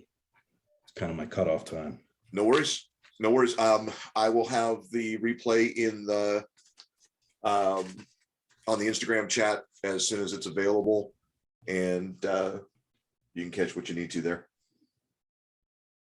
That said, though, let's go ahead and go straight to you, Manny, so that we can get some work done with you as well. What's when you look at what you've been doing, what's the question or comment or obstacle that you're getting frequently that we want to get rid of?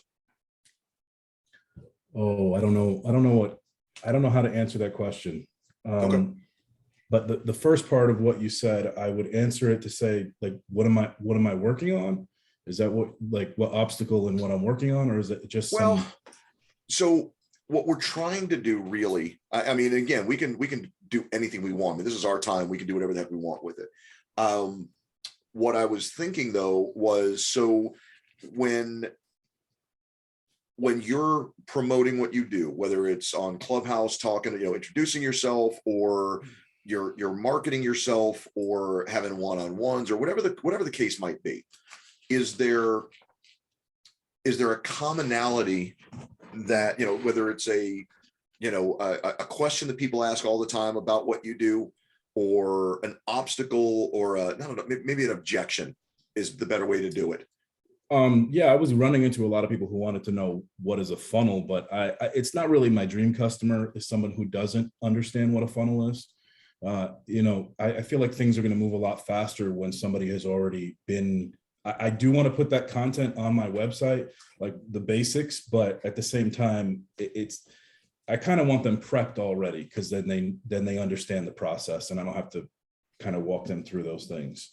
Well, hey, listen, I mean, I think that's probably the smartest way to blow up that objection, right? Is I work with, if we can build that into the disqualification process, I mean, that's fantastic.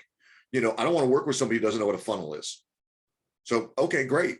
Let's build that into the description to make sure that we're putting people through a process. And Justine's absolute expert at this. So when somebody comes into Justine's ecosystem, one of the first things that happens is they get a questionnaire, and that questionnaire helps her to identify, okay, so are they qualified or disqualified from working with me? you could certainly, once we get you to volume, and we got to get the volume there first, but once we get you to volume, then we can start talking about, okay, so let's disqualify some people through whether, again, it's a questionnaire that says, hey, listen, you want to work with us? Here's the application. We don't have time to work with everybody. We work on an application basis. Here's the application, sign up, and somebody will come, contact you within 48 hours. We'll let you know if we can work with you or not. I tell you what I am working on with you, Jay, right, is like, I feel like if we did handouts for the group, so what I'm trying to do is create like a one-pager for the group. Like one of the one-pagers that I'm working on is, you had this awesome, like 3 days ago or something like that. It was talking about clarity in your, like getting clear with your message. And I thought it was awesome. So I actually wanted to make like a handout. I think that would be great for the group, is to say, like, one of the things I do is like action guides, reports, checklists, PDFs, that kind of thing. And if you said, go to my website and, I made an action guide for the group. Right. Very cool. Okay. Yeah. Well, let's send it over. Let's take a look, man. I mean, I we can put stuff like that into practice immediately. Markley, go ahead. Yeah, Manny, I just wanted to ask, it's kind of on top of Justine's comment about, I know that those people aren't your ideal client and it might not be worth it to actually teach them, but you were talking about that guide. Do you have either a free or a document that's able to be purchased or, outsourced it, have somebody put it together? Just talk to them about what email funnels, what funnels are, and why do you need them, so they can start with that first, and then they're able to come to you when they're ready and when they need you. Yeah, it sounds good. I'm not even promoting my business right now. Like, it's just not something that I'm doing. I'm working to support and gain case studies and have results. And I do need to focus on that. Like, I'm all for what you said. I figure with Jay, like, even with the group, I was going to ask who here is promoting or wants to promote Jay's Acceleration Academy.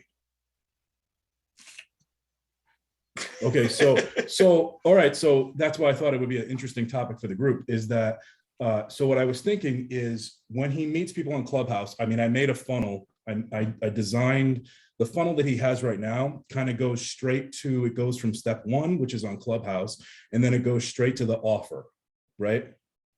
And what I think that gets you a smaller, I'm designing it, I'm trying to show you like a visual, like of what the funnel looks like right now compared to. Do you want me to make you a co-host so you can screen share? Would that be easier? I don't have anything on my screen right now. Oh, okay. All I have, like I don't have stuff pulled up right now, but instead of making it 2 steps, what I decided to do was make it 4 steps. And what it ends up doing is, it, like, if Jay was to tell the group, hey, I made a handout for the group so that you guys can fill it out. Like one of the things, like the dream customer, your avatar. So I have my own personal one that I'm going to work with Jay a little bit more on, putting more of his stuff in there. But it has all these, it's like you just fill it out for your, who is your, all those things that you mentioned in your class, right? And what that does is it's like a stealth lead magnet. So it gets in there without saying it's a lead magnet. Like, lead magnets are kind of getting a bad rap now. You get you download a lead magnet, and it's like, a lot of people have been disappointed with their lead magnets that they have. So if you call it a lead magnet, people probably aren't going to be interested in it. But if you say, I made a handout, it's the purpose is to add value to the group. So if you add value and then you give them a very simple funnel, what happens is you get them into your email list. And now you can keep, you can nurture that email list, and you can give them whatever offers. It might be like up your value ladder. It might be your highest level coaching, high ticket. It might be a low level product. Like, I have a $27 product that I'm working on. Yeah, so that's just my thoughts. Love it. Yes, ma'am. This is all good content too, by the way, to Jay's point earlier, pointing that out for somebody else. I remember he did that, but talking to people about how your funnel might only be 2 steps right now. We should explore how to make it 3 or 4 steps to make it more valuable, to extend the life of the nurturing of those people. If you're only converting at 50%, by extending your funnel to 2 more steps, you could increase your conversions by another 20% or whatever. Like those types of examples and talking to people like that creates the intrigue and the interest, because everybody has a funnel already, whether they know it or not. And everyone needs a funnel, even if it's just 1 step or 2 steps, they still have it and they still need it. So your education for them isn't necessarily what is a funnel designer, or what does it mean to create a funnel, or how does a funnel work? It could be as simple as you might take people from Clubhouse directly to your offer. By adding a lead magnet in there or a worksheet or getting them on your email list, you can increase your conversions by X%. Ask me how we can do that. And that becomes your lead magnet, essentially. And we're talking about Jay, right? When you I think Justine was talking directly to you, I mean, about you, I think in that Yeah, I'm case. talking to you, Manny. Yeah. Yeah, like, I mean, I'm going to build my process. I'm kind of going slow with my process. So if I get a client, then that's great. That's fine. But I'm really actively, like, what I'm doing in this, especially in this group, is we'll probably be talking about how to sell the Acceleration Academy. And if you find out what I do, like, along the way and ask questions or something, I believe that that just supports Jay, not necessarily myself. And on the back end, my goal is to help Manny get, once he's got, me as a case study and maybe a couple of others, to start then being able to help him grow and build his out from there. Yeah.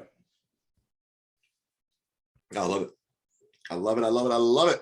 Yeah. Listen, I mean, I've got, I've got the affiliate program. So, I mean, that's easy enough to drive people through. Yeah, go ahead.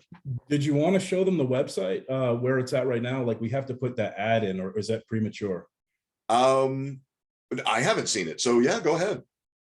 Hang on.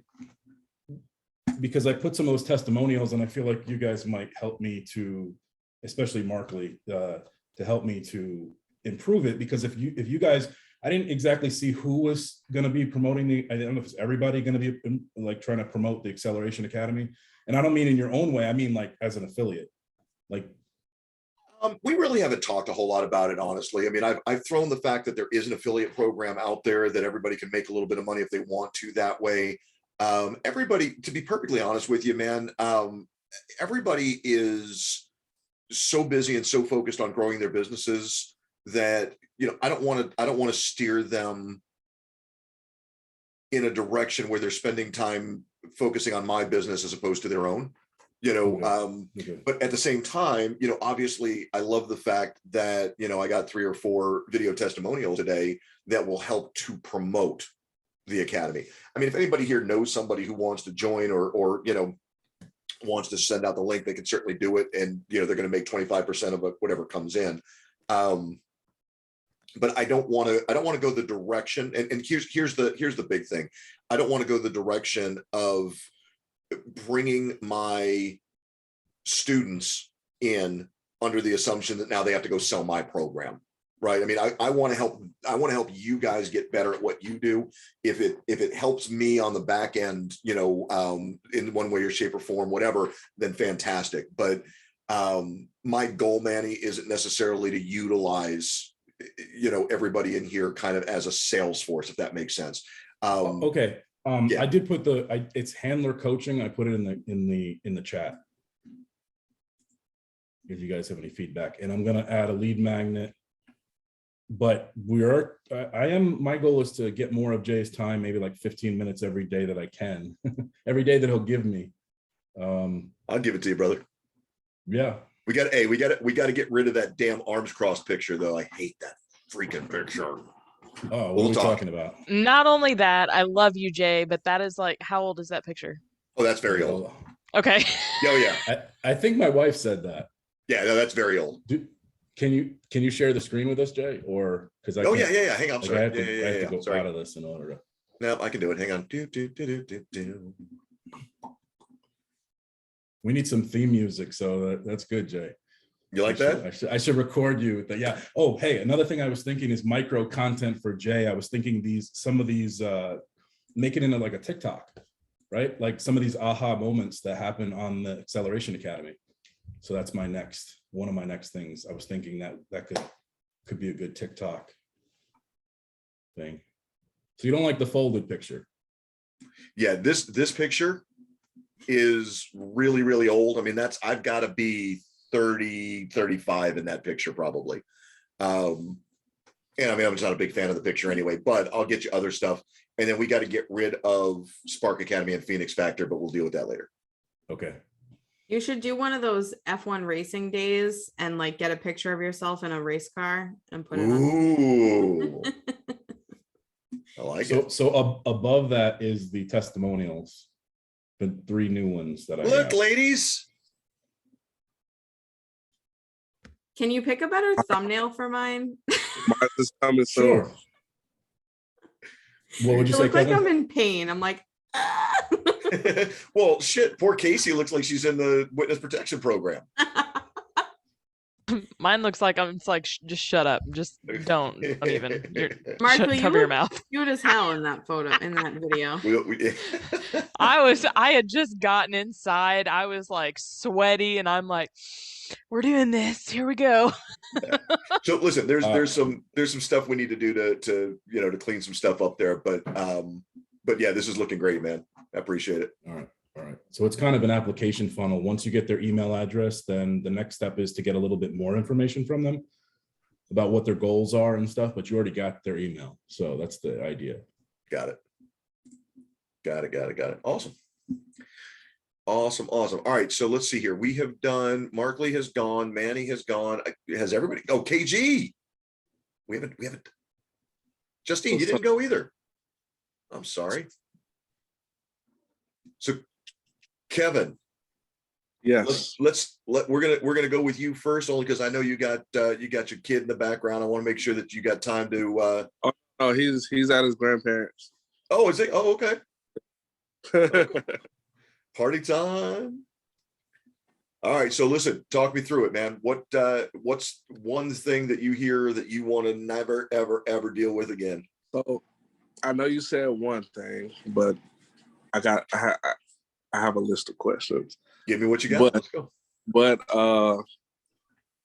I listened to you when talking to Manny.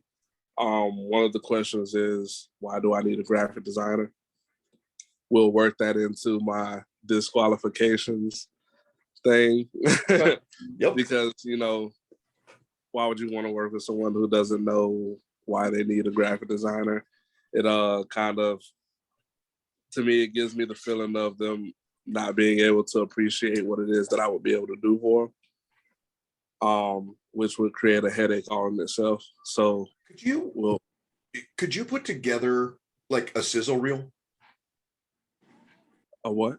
Yeah. Okay. So what I'm seeing is, remember how we were talking about the donut commercial earlier, right? Or did you drop off during that? I dropped off after you were talking about Creamfield Donuts. Creamfield Donuts. Okay. Man, you know what? If somebody came in like in the middle of one of these, they'd be like, what in the hell are we talking about? Creamfield Donuts, man, I'm out. Okay, right. So that's good, Justine. He heard Creamfield Donuts, he got hungry. He said, screw it, let's go. I'm gonna drop my kid off with his grandparents. I'm gonna pick up some donuts on the way, maybe a cruller. So funny enough, I was walking right into Publix when you said that. You know what? I was really upset. I went to the donut shop the other day because my kid wanted a donut. And I said, do you have a cruller? And they went, what's that? And I went, oh, I'm old. These kids, I didn't know what it was. These kids today, they don't know it. They don't know nothing about no crullers. So KG, I would love to have some sort of a like a video that says, why do you need a graphic designer? I can get that done. What's that? I can get that done. Well, but see, here's the thing, or maybe even better, why do you need me? There's a million graphic designers. You probably know 1,000 graphic designers. Why me? Because you need your stuff to look like this. and then we've got some music, use one of your artists. All right. We got some music going on. We got a nice bass line going. And now we've got through the bass line, we've got bam, here's one of my design. Bam, here's another design. Bam, here's another design. Bam. And it's just coming at you, just you're seeing it. But just, and we're taking the stuff that, and again, we can put the one that Drake responded to with Drake's response. I mean, dude, I see something like that. But here's the thing. You deal with a very, very specific subset of artists. So let's use that music. Let's use that kind of hype video. Yeah. Let's call it what it is, man. It's a hype video, but instead of it being for one of your artists, it's for your art. I got you. Show people that, number one, that you understand their language. Right. I mean, if you're using, hold up. I got to play something for you as long as we're doing this and we got a minute. I'm going to do something kind of fun here. I think it's kind of fun anyway. Hang on. Get rid of that. Turn off the hearing aids. Go there. Almost there. Where'd he go? Where'd he go? Where'd he go? Where'd he go?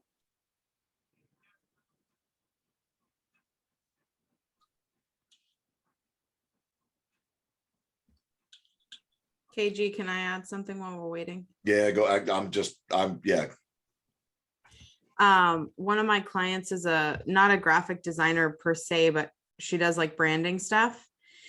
And instead of talking about the work, she talks about like placements, right? Like, which I think relates to your industry. So, you want to get, for her specifically, she works with products, like she'll help them like physical shampoo or something like that. She'll rebrand their shampoo and suddenly they're featured in like Nordstrom. They get like front rack placement in Nordstrom. They've been struggling on IG trying to get any sort of visibility, and then boom, all of a sudden they're in like a major retailer. So similar to you, it wouldn't be like, you don't necessarily need a graphic designer, but if you want to be seen by these people, or if you want to like whatever that thing is that they want, that's the thing that you're going to help them get with the design. So it's like not the design, it's the thing that the design gives them: recognition, credibility, artist collaborations, like stuff like that. You're right. Cause I was gonna say, like, when you mentioned placements, like a lot of the artists now are so focused on the streaming, right? Yeah. So showing them their design in that placement, like on the DSPs and the distribution platforms, or like YouTube, or like, it's not saying it's hard to explain to them why it's important for the design on that particular platform. Is making them see the value and why they should have a nice design for that platform. But like you said, the recognition, the credibility, all of that. So no, that's a great idea. Also, when it comes to, like, sometimes people don't see this, but like you look at other artists and you see their artwork and you're like, oh yeah, cool. But then you try to reproduce it and it looks like crap, right? Because like you don't know what elements to bring together. Like you can look at it and know that that's what you want, but like actually creating something that's unique to you that does match that level, that's a skill that most people don't have.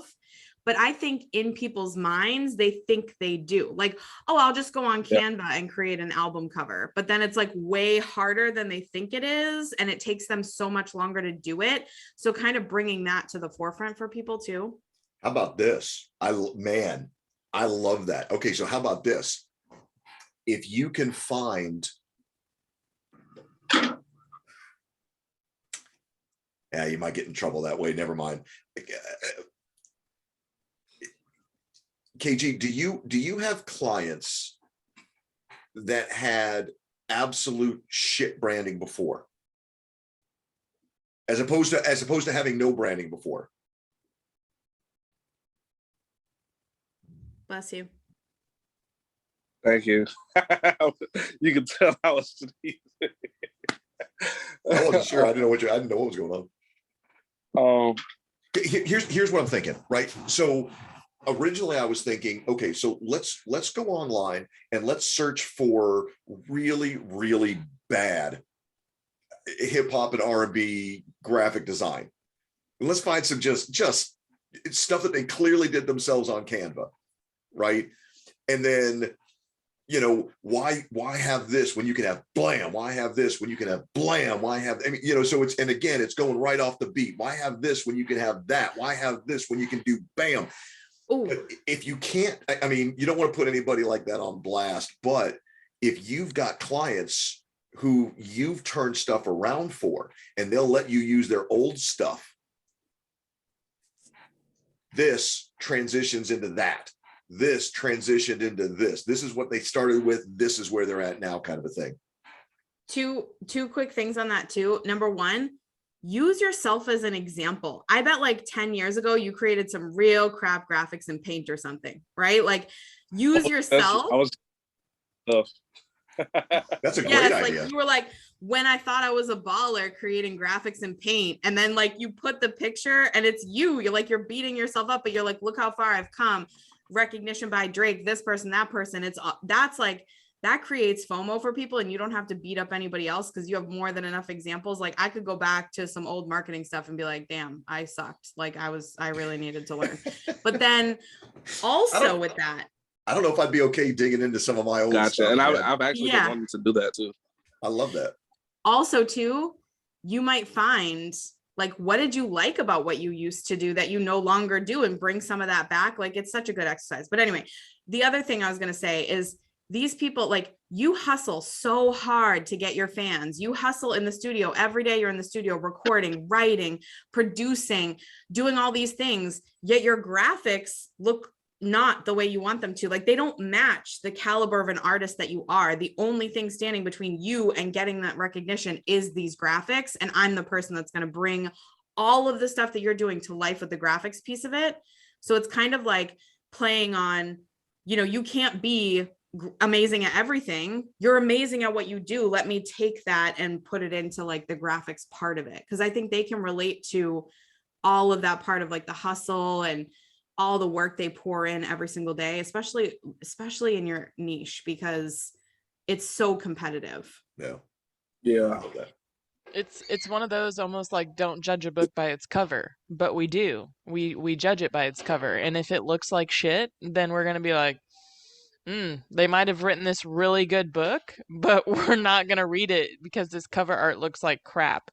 It's the same for you. You could create almost 2 side-by-side graphics, and you could let people choose. You could almost do a poll. Which one would you listen to? Which one? You know, you could do like some fire, some like really cheap ass flames, and then you can make some awesome flames and be like, which one? Yeah, we were talking about content, and that would be really good content for my stories, because I've been trying to figure out how I can do the poll stuff without like tearing folks down. No, I like using your own stuff. That's awesome. But you know what else I'm seeing? And I mean, I love that Markley does this. I mean, really, really. Sorry, you guys are killing me, man. If you were to do like an Instagram, like A or B, you know, and I mean, you know, they're gonna. Oh man, do I want to click on this? Do I really want to? Cheap ass flames. Wow. Yo, I'm crying. Wow. Literally use that in your. Wow. That's. It definitely had the cheap, the ass, and the flames in there. Wow. You could also pull some clip art. You think I'm joking? You know, okay, you guys are gonna laugh at this, but when I started I started a printing company. I had a huge, massive discount from a wholesale printing company that I worked with. And so, I mean, I was just basically reselling through them. And I was trying to come up with a name for my business. And just because I wanted to put a Facebook page together. Actually, hang on. Now I gotta go do it now if I can find it. I know I can't. I got you. All right. Let's see here. Oh, if this is still up and running, you guys are gonna freaking laugh your asses off of this. I don't know why I'm doing this right now, but I am. We're pretty much done. Oh, look at that. Is there? Oh my goodness. Okay. Okay, you guys are gonna absolutely laugh at this if it's okay. Go away, leave. You have to put cheap ass flames in something that you do, please. Right. And tag me.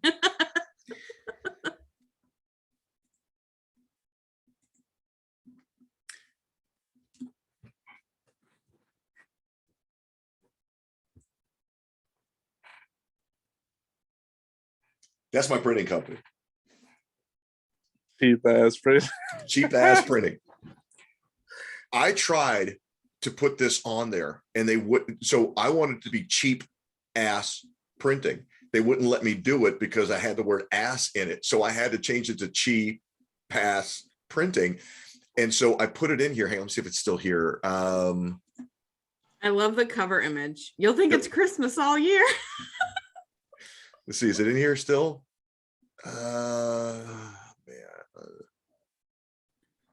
No. So I had it. Charlie Sheen crazy prices.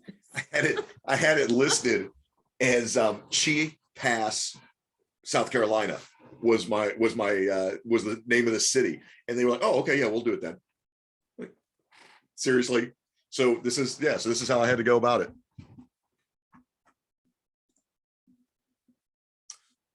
Yep.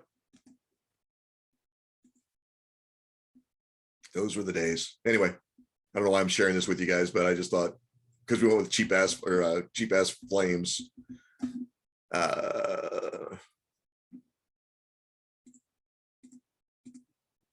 Okay, I don't care what about any of this stuff. Go away. That's hilarious. Anyway, you get the point. Weird, Jay. Anyway, what else is going on with you guys? I think we have gotten to the point where oh no, we still haven't gotten to Justine. I am off the rails, you guys. I apologize. For anybody watching on the replay, my apologies. I am way off the rails today. All right, so It's gonna get weird. let's get weird. Let's get weird, Justine. What you got for us? I have 3 that come to mind. All right. 2 of them are related, and one of them bothers me more than the other ones. Well, let's start with that one. So, and I've kind of combated this one in my messaging once it started coming up more, so it's less frequent. So I think the other one is, I don't know. When I say I teach entrepreneurs how to market and sell in feel good ways, they go, "Oh, so you teach social media?" And I'm like, no. So how They do you think combat marketing equals social media. So one of the first things that I do, or one of the first things that I say is like, marketing is not just social media. So now people don't ask me that as much because I say that all over the place. So give me the question again. So you teach social media? Yeah, if I say I teach marketing or something like that, they say, "Oh, so you teach social media? That's all you do?" Or something So, like that. Like there's listen, just focus this on the one's- social media thing. This one's easy and going to be so much fun for you. I mean, it really is. I think you're going to take this and run with it. What if you started off by saying, a million years ago, there was no such thing as social media. There was still marketing, but social media was not it. And you know what? Social media is great in some instances, but it's not great for everything. It's not great for everybody. And it's not the answer to every problem in the world. So, you know, I'm kicking it old school. You know, yeah, I can help you with some social media, but, you know, I teach marketing. I help you get marketing right. That might include some social media, but that's not the focus. I mean, again, you can, play with it and have some fun with it. I'm not being as bombastic as I might be with it, because I know that you're not the bombastic, personality necessarily, but yeah, I think when it comes to even this piece, like I'm trying to also get away from the marketing heavy language too, because I do so much more than just marketing. So like when people go to my next question.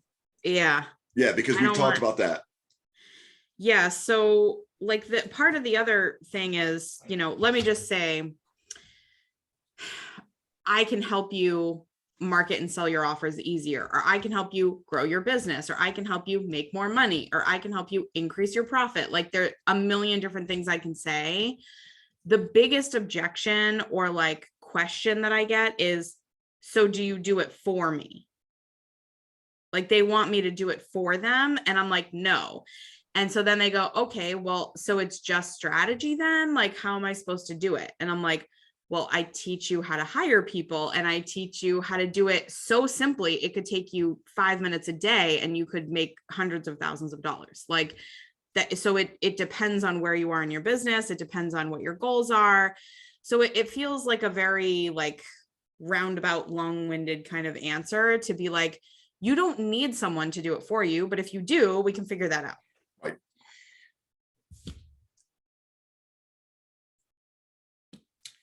So let's think about the customer journey for a second.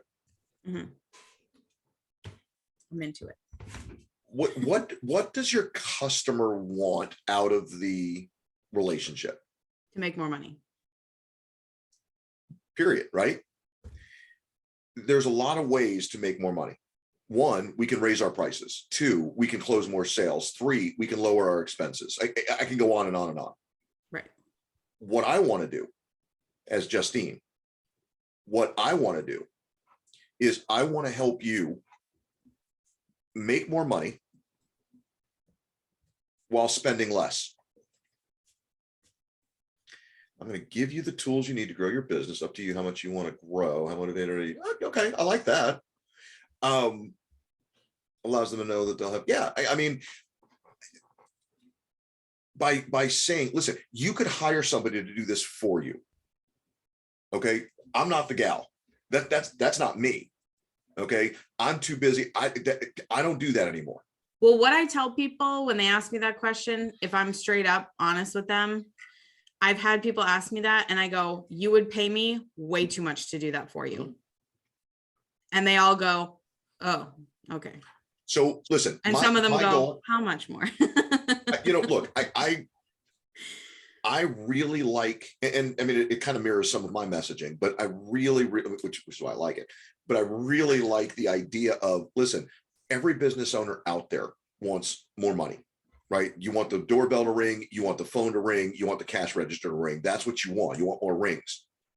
But you have to understand that putting more money in your pocket doesn't always mean making more sales. Sometimes it means spending less money.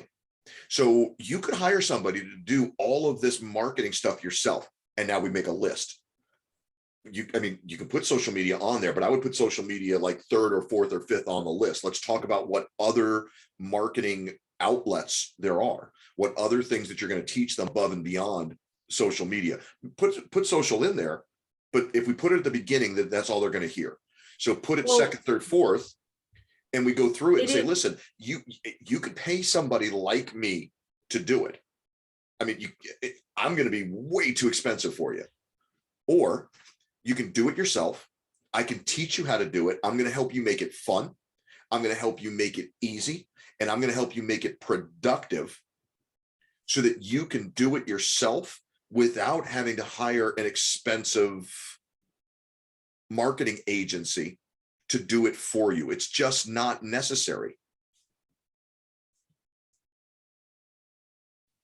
I don't know that I love the wording, but you get the point anyway. You know, Yeah, I'm thinking, well, I need to get comfortable kind of selling myself as not a marketer anymore. Like, I really focus on the holistic business. Most people come to me because of the marketing, and then I realize like your processes are broken. You have no idea. Like, there's just so much about their bit. Like, you don't even do math. Like, you have no idea what your numbers are. You don't know what your profit margins are. You don't know your customer acquisition costs. You don't look at your analytics. Like, none of it.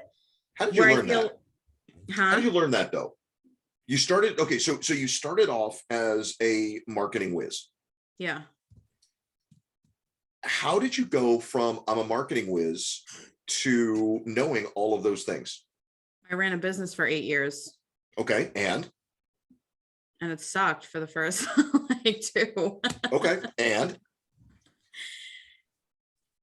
I don't know. tell me the story. Dig deeper. Come on, you're right there. Just tell me more. How did you figure out? But listen, when I started Membership 180, I knew very little about the Chamber of Commerce industry. All I we see what were you're saying. doing was membership campaigns. You guys don't know what that is. It doesn't matter. Just suffice to say that it's an incredibly small, thin thumbnail of nothing in the overall realm of what Chambers of Commerce do. Okay, it was this teeny tiny little nothing, helping them to increase the size of their membership. Since then, I do a whole lot more than that. In fact, I haven't done one of those in years. Now I spend a whole lot more time coaching them, consulting them. I spend a lot more time on stages. I spend more time on the ground with them, working with them on economic development, on skills gap, on workforce development, on efficiency, on capacity, on membership management, marketing. I mean, there's all these things. How did I go from here to here? Right. How did you go from here, super narrow, to this more broad-based? I mean, you said it, holistic approach to business. How did you get there? Yeah, I tell the story a decent amount, I feel, or maybe it's been a while since I've told it, but when I started my business, I made no money for 3 months because I thought I just need visibility. I just need marketing. I just need to sell, and would get out there and I would work for free, and I would like work on all this content development behind the scenes, building my website, building freebies, building whatever, my social media pages, like on every platform, just show up everywhere, be everywhere. But I did everything like at 10% because I'm only one person. So my Facebook profile had like 60 followers and my Instagram had like 12 people on it. And, you know, it was like small numbers everywhere. And then I realized I need a strategy before I start to show up all over the place and waste hours of my time and not actually make any money. So created a strategy, got out there and learned how to sell, mastered the sales skills, and then I went into marketing my own brand. Okay. But what you did, the journey that you took me on at the beginning of this was, I don't want to be just the marketing girl. I want to be more of that holistic business. Okay. So you're telling me the story, but you're stopping 8 years ago. So I want to know what happened after that. So chronologically, how did you, okay, so you just a few minutes ago, you said businesses don't do, give me the list again. Do you remember what you said? Businesses don't understand. Oh yeah. A lot of business owners don't do the math. Okay, like business is math. Keep So going. What they else don't I know? understand their customer acquisition costs, their profit margins. They don't understand the metrics. Like how many people visit your website? Do you know the number? Probably not. How many people are on your email list? How many people are opening the emails that you send them? How many people are clicking on them? Time out. Stop. Yeah. You're dead on right.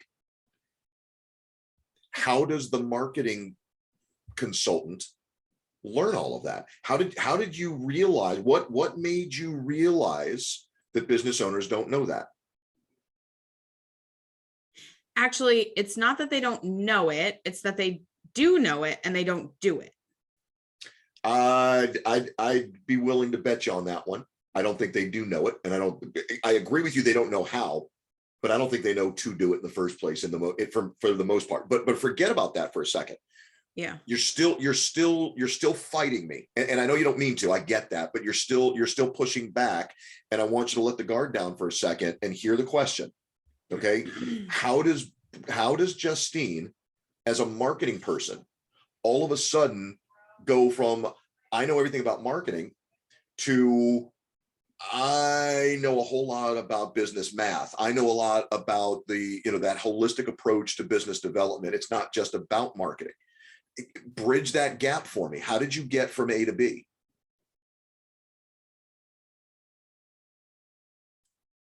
I don't know. I've always done that. Yes, you do. No, no, bullshit. I won't take that. Yes, you do. You do know.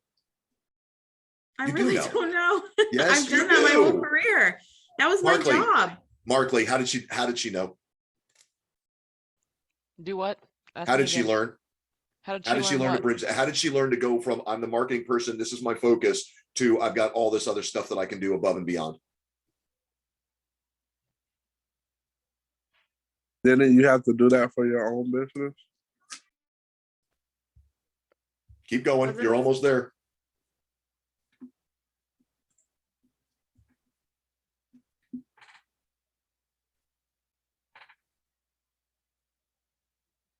Just say it. Fine. Didn't you work with clients? Didn't you realize working with these clients that they needed more than just help with their marketing? Didn't you realize at some point, somehow, some way, that working with them, there was more? You could help them with their marketing all day long, but that was only going to be a part of the solution. They needed more. Oh, I love this. Okay. So I was working as a consultant with companies on their marketing, doing the implementation that they were asking for, having a really strong desire to give them results. And every time they would come to me and say, I want you to create this, I wanted a way to measure that I was being successful for them. Change one word. That's when I learned. Yeah. I want you to change one word. Instead of measure and for. What's that? Okay. No, I was going to say instead of, okay, go ahead. I want you to change and to but. Okay. I was helping them do all of these great things, but I realized that they weren't able to capitalize because. And so I had to become better at understanding how to teach this part of it too, because I could set them on the path all day long, but they didn't understand, how to switch the train. I'm trying to come up with a train analogy. I don't know why, but I could put them on the path. I could set them up for success. But the minute I let go, it's like riding a bike. I'm holding my kid. I'm holding the seat as they're pedaling and pedaling and pedaling. And as soon as I take my hands away, they're fine until they realize that my hands are no longer there, and then they crash hard. That's what was happening with my clients. I'm building out all of these awesome products for them. I'm helping them create their marketing. I'm helping them develop this really, really, phenomenal marketing program. I'm putting all the strategy in place. I'm helping them with all of that. But the minute I let go of it, it fell apart because they didn't have this next piece. So I had to start teaching them how to develop this next piece. And when I did that, I realized, I don't know what that next piece is, Justine. You're going to have to work through this on your own. Okay. I'll work through it with you, but this is your experience. You're going to have to create this story. I think one of the other pieces of the story is, and I've said this before, and I haven't said it in a really long time, is basically every time you market without a strategy, you're throwing money away. Like when you throw money at ads, you're basically paying to test your audience or paying to test your messaging, and it's a massive waste of money. Yep. Or every time you set up a new social media profile, but you don't know how to grow an audience on that profile, or you haven't maximized and automated your other profiles, you're just jumping from one to the next with the same problem that's going to keep coming up. Or if you create an email list, and I've seen it so many times with my clients, they create a lead magnet and they build an email list and they don't send them anything because they're not prepared from start to finish, which is why I was saying to Manny, everybody needs a funnel and everyone has a funnel, but they don't know what they don't know. So they're like, oh, somebody told me to create an email list. Like one of my clients had an email list of 5,000 people and had never sent them an email. Right. I was like, my mind was blown. And she was spending hundreds of dollars a month for her email software that she didn't even use, just to house leads that she wasn't reaching out to. It blew my mind. So all of that is the example. Do you remember we talked a while back about the mission statement and how we go from the mission to the transitory phrase to the example? You're in example territory right now, which is fine. I mean, that's absolutely fine. Let's utilize that as, let me give you an example, or 6. What I want to be able to do, though, is I want you to be able, as you start explaining what you do today, you know, and we want to get away from just being the marketing expert. I want to be more of that holistic business consultant. I need you to tell me how you got there. I'm an expert. I'm an expert in marketing. And I mean, it's what I've done all my entire life. So I started this business 8 years ago. And this is what I was doing. And I was focusing and I was kicking ass. My clients were happy as hell. The problem was that as soon as I let go of the bike, they crashed. I needed to do this. I learned this. And then when I realized that I could help them implement this, I realized that, okay, that's great to a point, but they also need then to implement this. And so I became more of a strategist than just a marketing person. I was there to help them do more than just write their campaigns, put their ads together, that kind of stuff. Today, I don't really do that anymore. Today, I don't really build ads for anybody anymore. I don't really create marketing for anybody anymore. What I do today is I help business owners to save that money that they were going to spend on hiring an expensive writer, hiring an expensive, social media expert, hiring a marketing expert, a branding expert, of this. And instead, I teach them the principles that they're going to need to do it themselves, sustainably, affordably, simply. I mean, again, you tell me what the message needs to be after that. But what you've got to do in order to get me to believe that you're more than just a marketing specialist, you've got to tell me that story.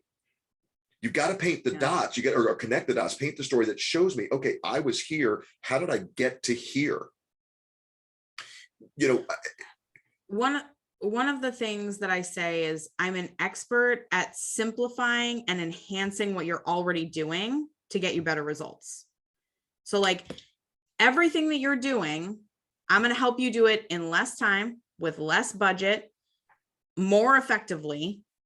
And my husband calls me the business fixer. That's like his nickname for me. He's like, you can go into anyone's business and in 5 minutes, you can instantly see what needs to be fixed about it and then give them a pathway to fix it. That's kind of what I want to capitalize on. It's not even marketing strategist from marketing person. It is, I am an executive business coach and I work with people at like even in my group program, I want to start speaking that language. Like I'm working with you at a much higher level, kind of like some other people were having that problem earlier. Like, yeah, I'm hesitating to say this because it's mine and I don't know that I want to share it. But it's you guys and I'll share it. I consider myself a capacity consultant. I'm not a marketing expert. I mean, I'm pretty good at marketing. I'm not a storytelling expert. I'm pretty good at telling a story. I'm not a business expert. I'm pretty decent at running a business. I'm a capacity consultant. I help you achieve greater capacity. What does that mean? That means I help you to eliminate inefficiencies. I help you to raise your costs, but at the same time, lower your expenses. I'm helping you to reach a broader audience, but at the same time, disqualify people so that you're not wasting your time with the wrong people. I want to make sure that you're making the most out of your time. My goal is to help you, everybody want to say it with me? Quit wasting time and start making money. What does that say? What does that tell you? I haven't told you a hell of a lot about what I do, how I do it, or anything else. What I'm giving you, though, is the end result, which is what you want anyway. It's what's in it for me. All right, well, what's in it for you? I want to help you quit wasting time and start making money. God bless it. How many times do I say it? I don't typically say I'm a capacity consultant, because that leads to more questions, right? I don't need to say those words. Instead, what I do is I show by action and I show by demonstration that that's what I'm doing. I've got a whole list. Can't believe it. This is behind the scenes stuff. I can't believe I'm showing you guys all of this, but let's see if I can. I don't know if you can read that. My handwriting is horrible, but that's backwards too, isn't it? You can't even read that because it's backwards, upside down, and all that, right? No, it's not. Shortened sales cycle, narrow focus. Yeah. Narrow focus, shortened sales. So the header, what I teach my clients. Yeah. Okay. To narrow your focus, to shorten your sales cycle, to reduce expenses, increase your average ticket, pitch smarter and faster, qualify and disqualify prospects, eliminate inefficiencies, raise prices, improve communications, create a position of thought leadership, build employee and client retention. Because you know what? Visibility leads to credibility, and credibility leads to profitability. It's all right there. You guys have heard me say all of that a million times. Yeah. I don't say I'm a capacity consultant. I help you increase your capacity, because people don't know what the hell I'm talking about.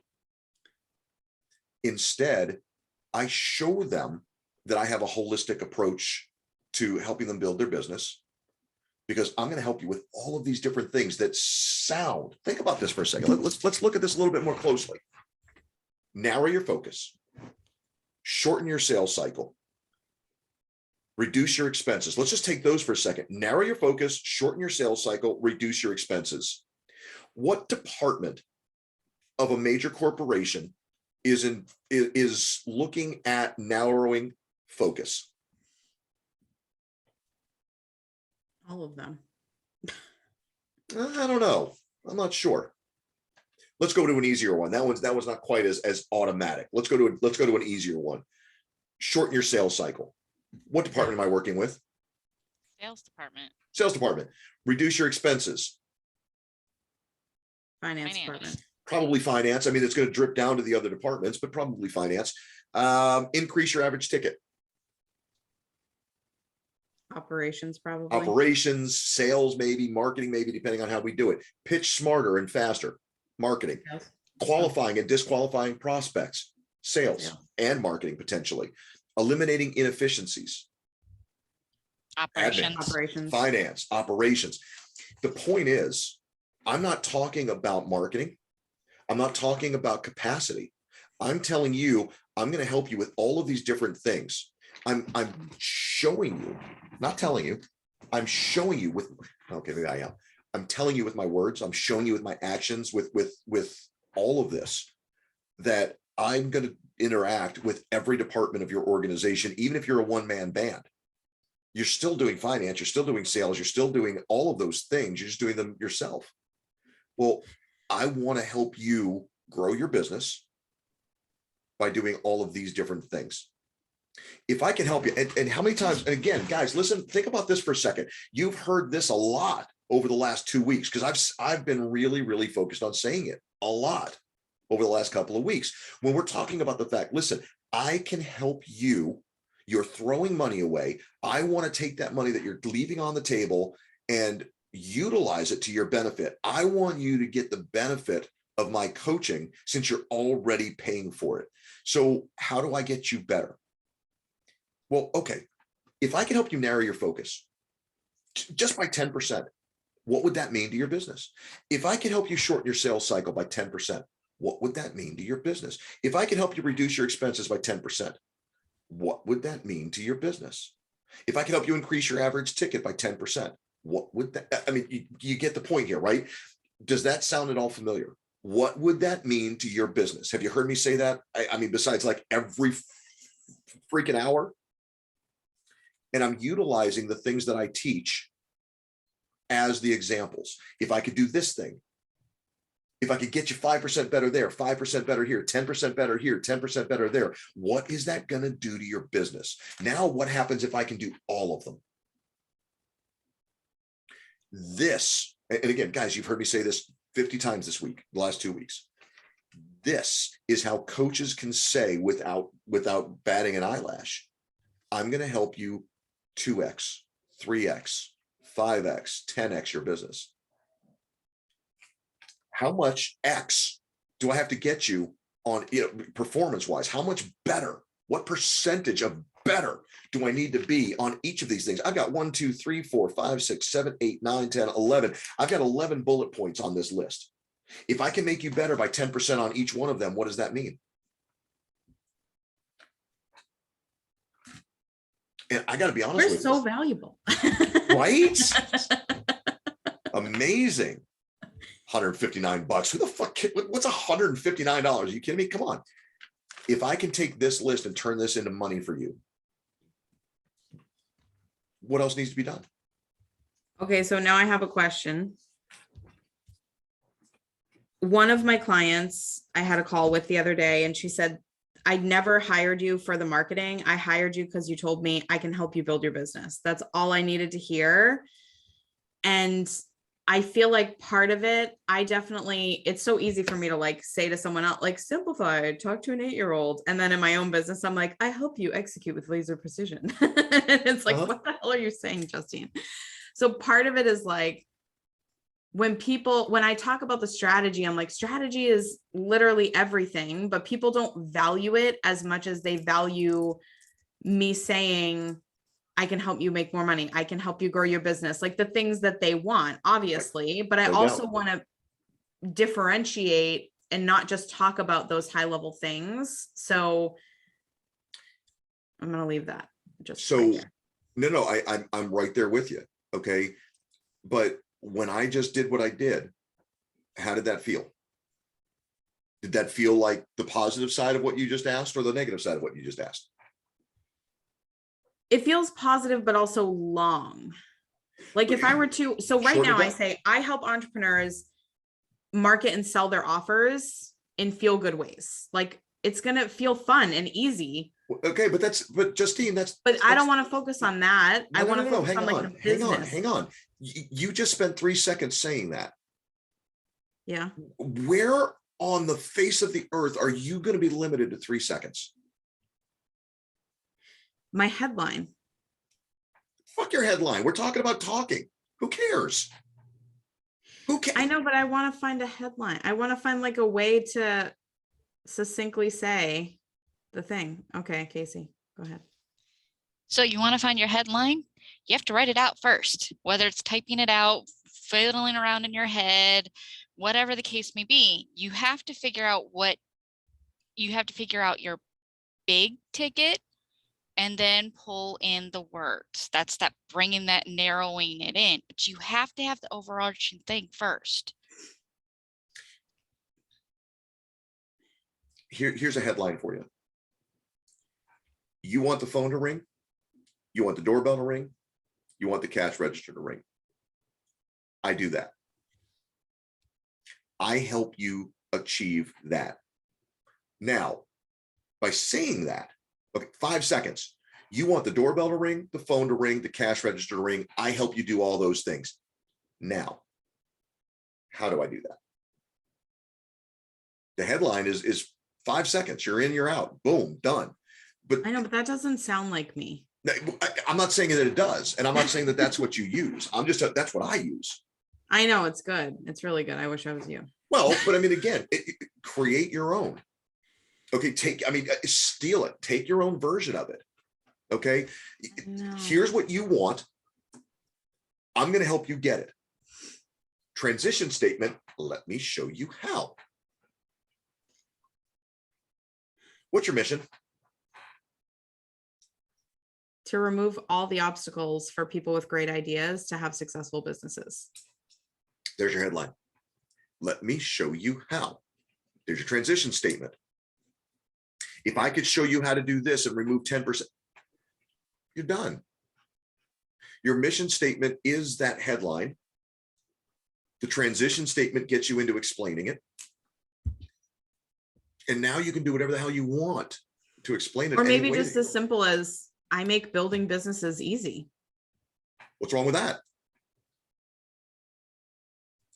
As a standalone, it's worthless, Yeah. right? I mean, as a stand, if you just said that to me and then walked away, I have absolutely no interest in talking to you anymore. I mean, I don't, okay, great, thanks. Yeah. You know, Well, part of it is like today I had my group coaching call and 2 people showed up and said, I don't have any questions. And I was like, there's always a question. Tell me what's going on. And then they talked about what was going on for 2 seconds. And I was like, okay, so how do you do that? And then they're like, I don't know. I guess that's my question. I'm like, yeah, okay. So part of it is like, I know what to ask before you do. Like building businesses and making it easy is because here's the example that you were talking about earlier about the story. I know how to do these things because I've had hundreds of clients in every industry in every single country. So there's literally thank you, Casey. And I say this all the time. I go, there's nothing you can ask me about business that I can't answer. There is no question I haven't been asked. And if I don't know the answer, I am a human Google. Like I am so resourceful. I know exactly the right words to go type into Google to find you an answer quicker than you ever could on your own. Like everything you're doing, I can help you do it 10 times faster. I want you to change that just a little bit. Okay. Everybody has access to Google and everybody feels like they can do a Google search and find that. Don't ever say that again. Instead, what do you hear me say? So true. My clients No, will be like, I've searched for this term for a year and I find the article in 4 seconds. Like I'm really good at Google. I get it, but you're devaluing yourself by saying that. Okay. Okay. What do I say? What's my answer when I say, look, I've seen virtually everything. And if I can't help you, if I don't know the answer to your question, what do I say? I will find it. Not quite. Markley, you've heard me say it 100 times. What do I say? If I don't know the answer, I know someone who will. Yeah. Yeah. I know the right person to go to. I have networked my ass off. I know the people. I may not always be the guy, but I'm the guy that knows the guy. So if you come to me with a problem that I can't answer, fantastic. We're both going to learn the answer because I know who to go to get that answer. Yeah. I'm the king of Google. Tells me I should just go to Google and look for the answer because Justine doesn't know. And that's denigrating you. Instead, my experience has led me to every high-level expert in the world. Trust me when I tell you, if you bring me a question that I can't answer, I know directly who to go to, and I'll go get them, and we'll get the answer together.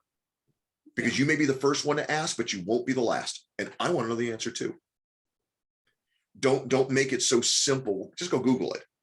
Well, I'll do that on my own. I don't need to hire Justine. No. I've built my business by building relationships. If I can't answer that question for you, don't you worry about a thing. I'm not going to leave you hanging. I'm going to go find the answer for both of us. I know exactly who to go to, no matter what the industry, no matter what the question, no matter what the topic. I've got a network of the top experts. Think about what that does for a second. When I tell you, I'll come right to you, Casey. When I tell you, I've got a network of the top experts in virtually every industry you can imagine. What does that tell you about me? You're a connector of people. Value. Keep going. You're close. Keep going. Master networker. If I have a network full of the top experts in their industry. Oh, I'm one of them. You're I'm the one people of you're them. surrounded by. Yeah. You're a top expert. I'm one of them. I'm in this network of top experts in their industries. Bless you. I'm here to help you. I'm here to be the conduit. I'm going to get you to them. If I can't answer it, don't worry about it. I've got the team. we'll get you the answer. I think that's the thing. It's less about the network for me and more about like, I've worked with so many businesses and so many industries. I can get you an answer to any question in seconds. No, I get that. But Yeah. let's utilize that to your advantage. You saying I can go Google it and find it very quickly is not using that to the advantage. What I'm saying, this is a positioning play. Yeah, but I don't do that though. I don't reach out to other experts. I Google it because it takes 4 seconds. I get it. No, listen, I get that. And you can go Google it as soon as you say it. Right. But why would you say, let me go Google it, instead of saying, I've got a network of the top experts, give me 15 minutes and I'm going to have an answer for you. And then come back with the answer. Yeah. I guess I just don't Yeah, tell they people don't where- have to. They don't have to know you went to Google. Well, I mean, KG. and honestly, listen, there have been times when something has come up where I've gone to Google to find the answer. But 9 times out of 10, what do? Markley, get your ass in the room. I need you. Casey, get your ass in the room. I need you.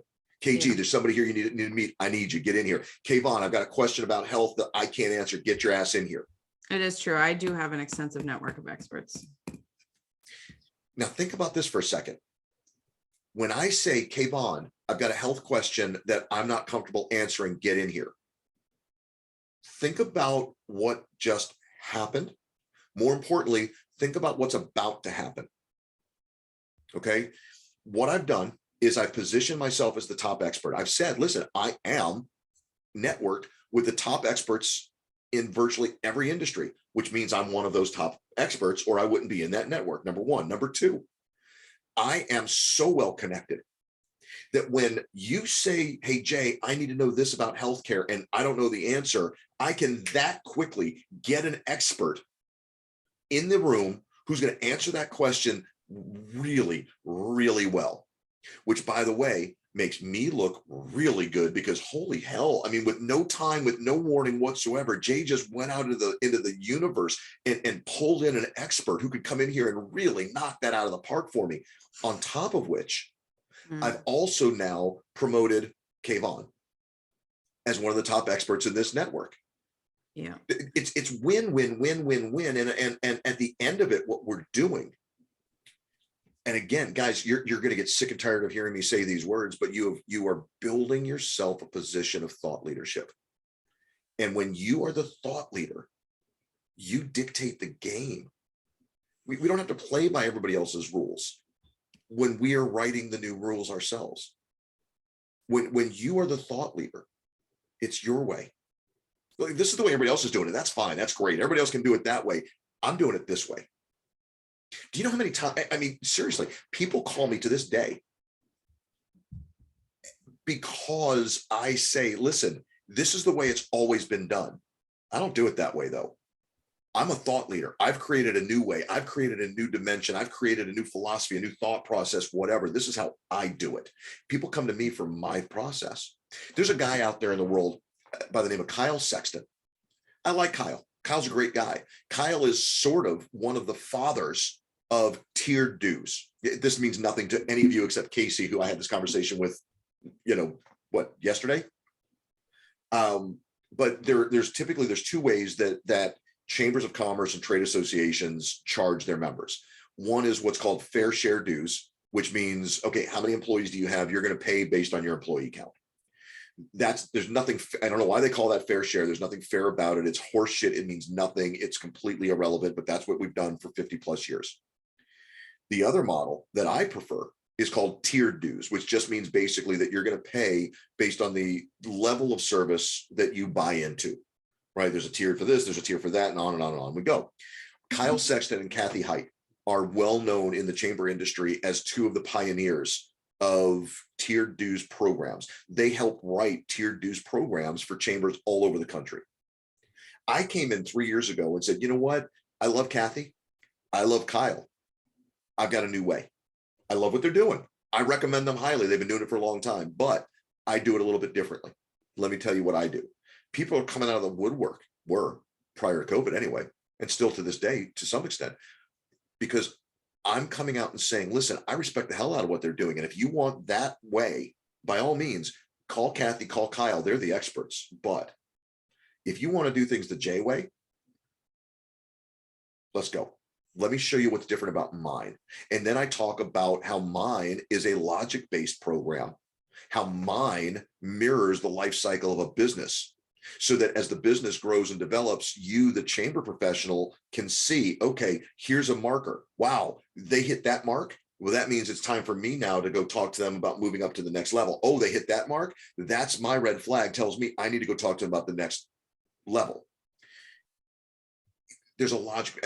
Again, none of that matters to you guys. Okay. What matters though, is that I have created something that is uniquely mine, from a strategy, from a philosophy standpoint, whatever. Because I'm vocal, because I'm visible, I get the credibility. And people reach out to me instead of Kathy, instead of Kyle, saying, listen, I know I could go with Kathy. I know I could go with Kyle. I want your philosophy because you're a thought leader. They'll pay me more money than I've ever seen in my life to do this sometimes. Why? Is my way that much better? Who knows? Who knows? I think it is. I think my way is the best. But it's because I've positioned myself as the thought leader. And that's what I want all of you guys to be able to do. And Justine, you're the perfect example here. What you're doing, we're talking about leaving money on the table. You're leaving thought leadership on the table by saying, I'm the queen of Google. I can go Google this for you and find you the answer. We're beating a dead horse, but this is important, you guys. Yeah, and I need you to see the mentality here. It's a good point, because even the other day I was in a networking event, and actually I referred someone to Kayvon, and she thanked me after and was like, he was amazing. I'm so glad you connected us. We had such a great talk. And I hope I added value to him and he added value to me. And she's like, honestly, there were so many people in the room. This one woman built an email list of 135,000 people in like a year and a half with like a bedridden illness. Like, it was so, listening to some of these people's stories, I'm like, holy crap, like I am the least qualified in this room to be here. And felt like had this like moment of, whoa, there is so much talent in the world, right? And sitting there, this person reached out to me after the event, and I had said, oh, you need someone for that? I got someone. Hold on. I can connect you to someone. Let me connect you to this person. And at the end of it, she goes, you were by far the most impressive person in that room.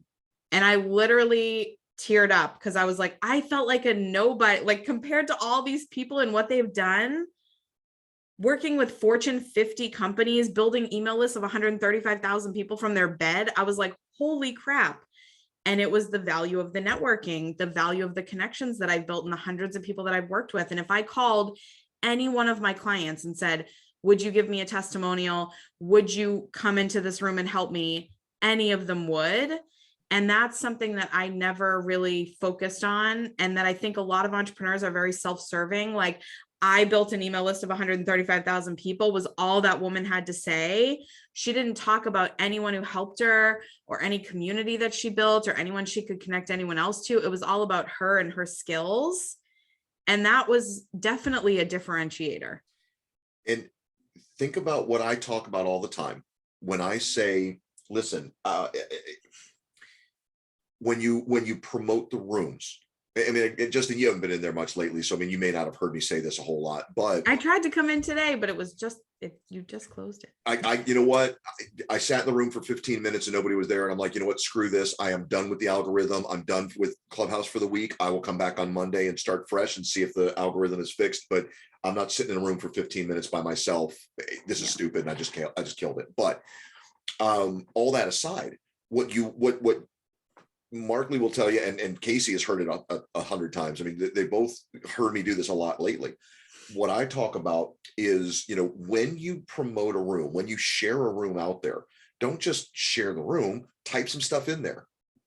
Why? Because you've got an audience, and those people, whether that's one person or 1 million people, that person, those people see you as a thought leader. They wouldn't have followed you otherwise.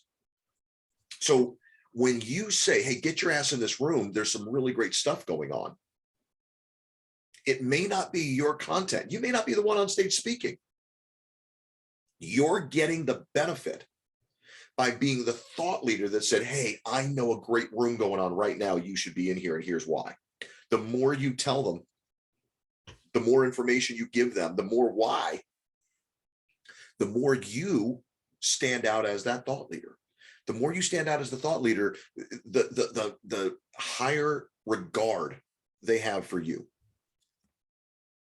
Guys, never, ever, ever, ever, ever throw away an opportunity to be a thought leader. Find ways to take those opportunities. Find ways to enhance your position. That's why I was talking to you 2 weeks ago about getting on stages. That's why I was talking to you a week ago about let's do some Facebook or some clubhouse rooms together. That's why I keep talking to you guys about visibility, credibility, profitability. That's why I keep talking to you about the fact that, you've got this network.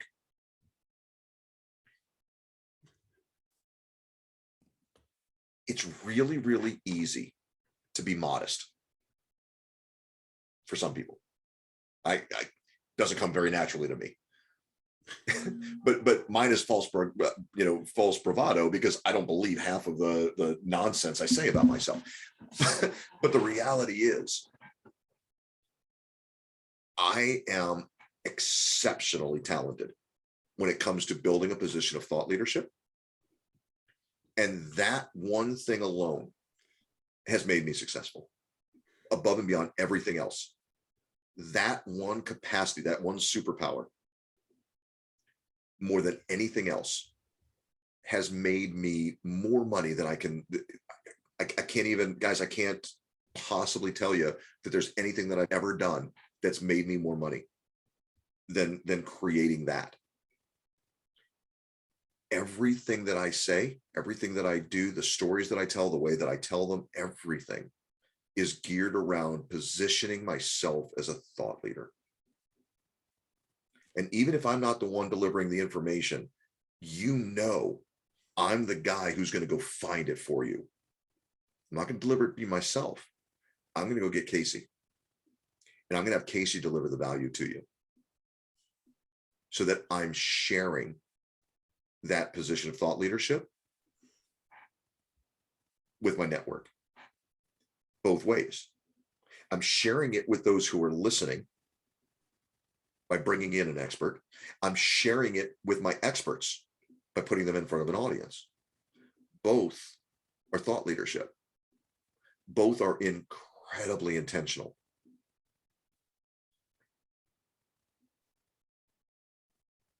I can guarantee, and I don't guarantee much.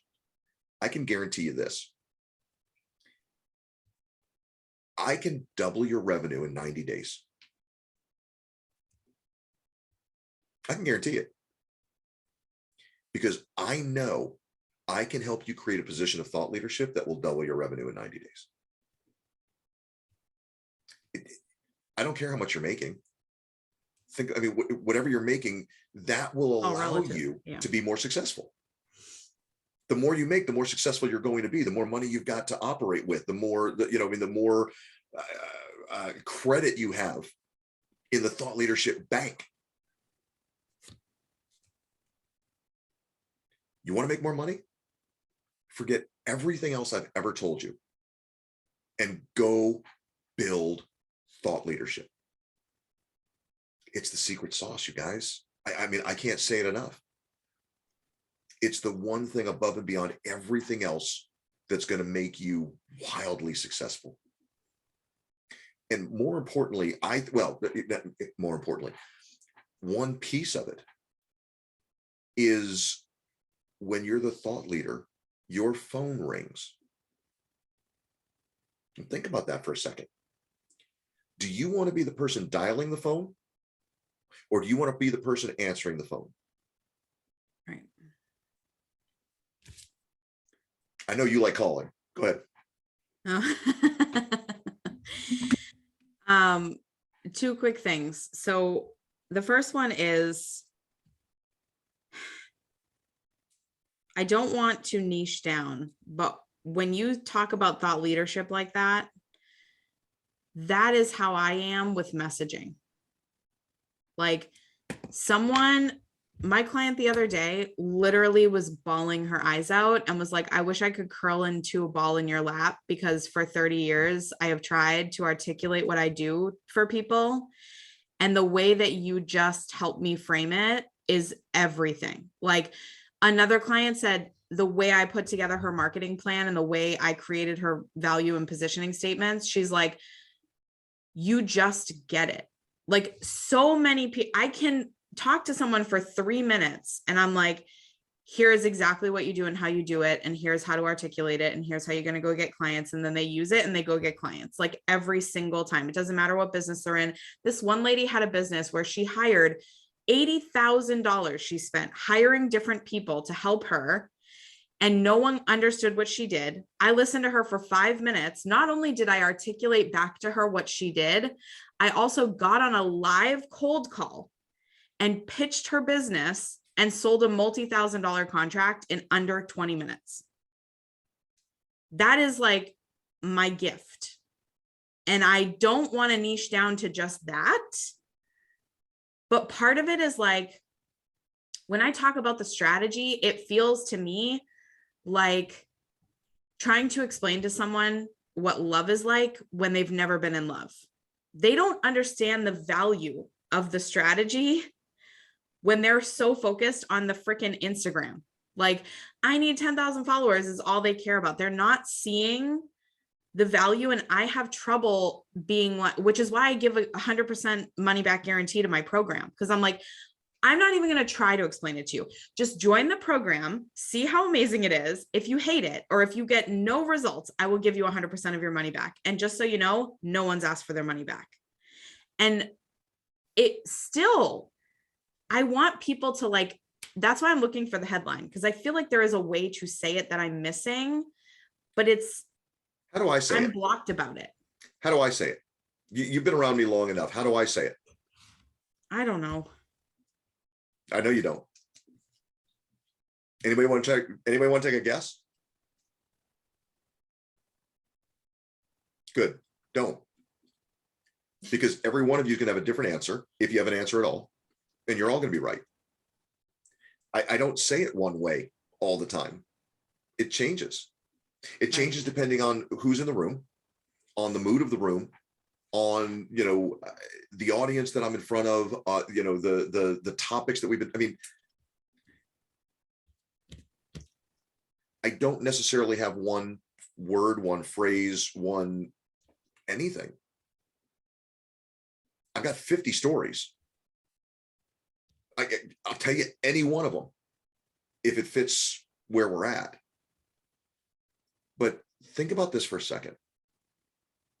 No matter what I say, no matter how I say it, no matter which direction I go, what words I use, I mean, watch for the next month. Come into the rooms and watch me for the next month. And I'm telling you what you're going to see. I am always moving forward. I may not be moving forward on the same plane, but it's always forward. There's not necessarily one magic word, one magic phrase that I use. There's 20. They all work. But what I've learned to do, I think effectively. You take it off? Oh, we're past, I didn't realize what time it was. No worries. I know, I got to put my kids to bed too. Yeah, no worries. We'll finish it up after this. Regardless of what I'm saying, regardless of how I'm saying it, regardless of the words I use, the audience, whatever it is, I'm moving in one direction. It's always the same direction. I don't need the same words all the time to do it. I'm really, I mean, again, guys, I please understand. I mean, I'm horrible at almost everything. I'm phenomenal at like 6 things. I'm really, really good at reading the room, of understanding who's there and understanding what words, what story is going to impact right then and there. Don't focus so much on a message, on Change that, strike that. Don't focus so much on the words, focus on the message. Maybe it's asking a question instead of making a statement. Like, what's your big goal in your business? Whatever it is, I can help you get it. Casey. So I don't know if you saw me earlier. I was searching on my phone for something.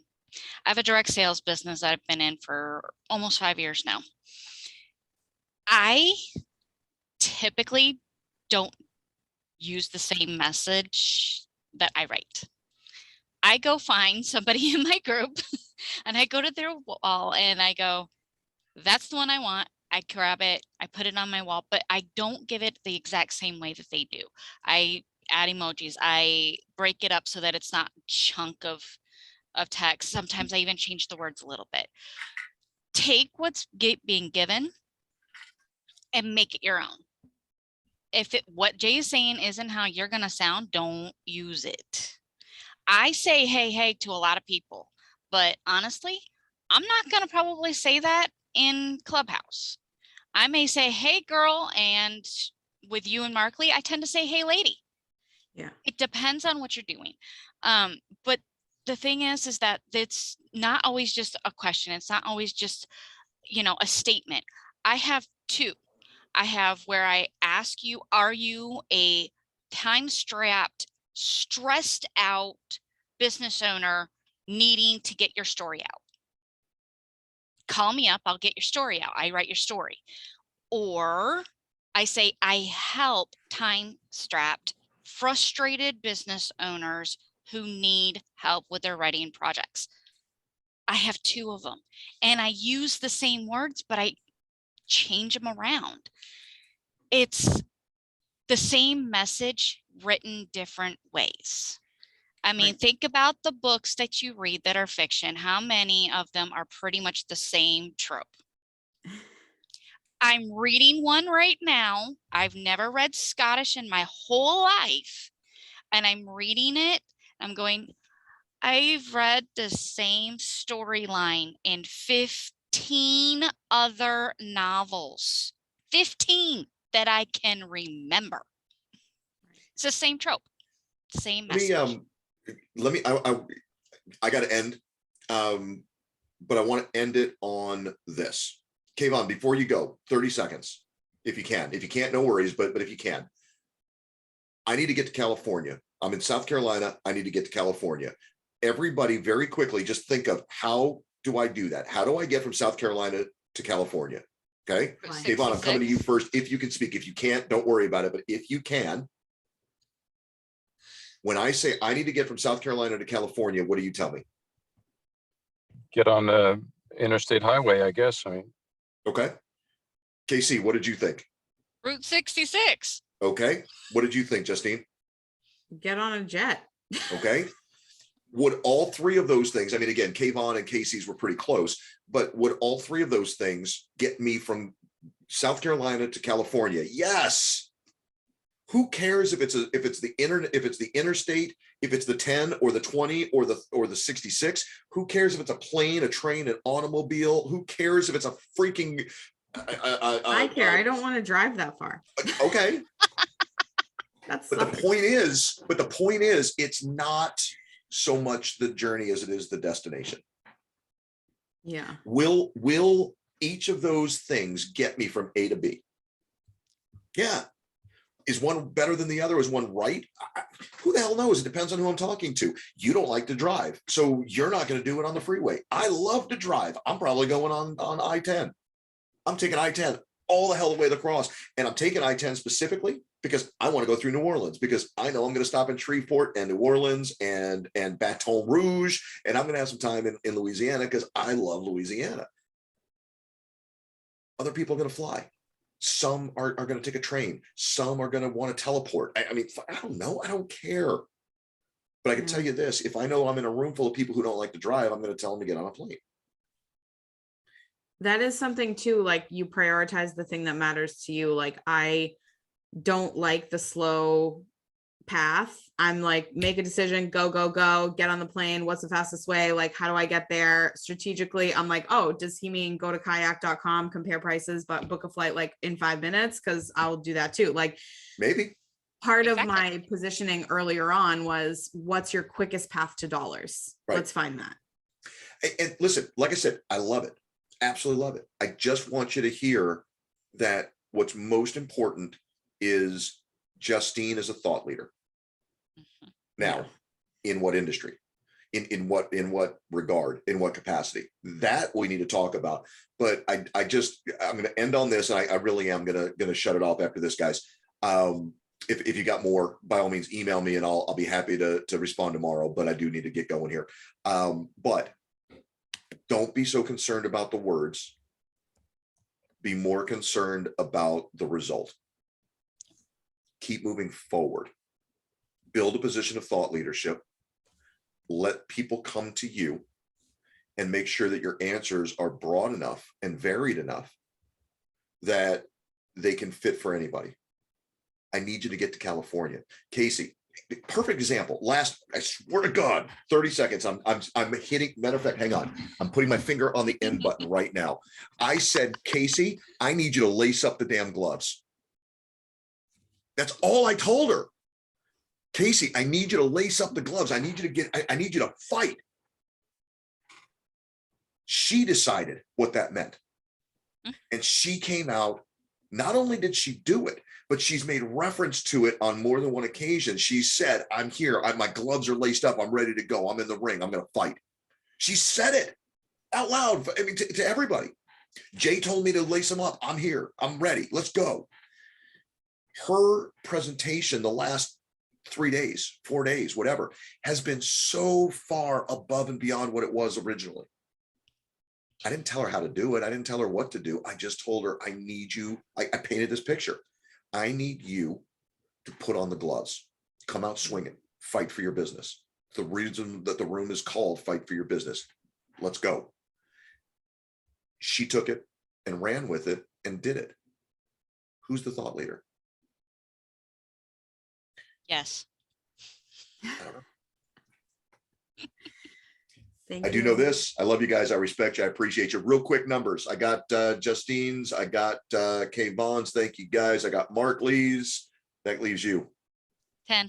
Thank you, ma'am. And again, thank you both. And Kay Vaughn, you've already done it a long time ago, so I thank you as well. But really, truly, thank you guys for the videos. I really, truly appreciate them. They're awesome. Thank you. Of course. Talk to you soon. If you need me, you know where to find me. Bye. Bye.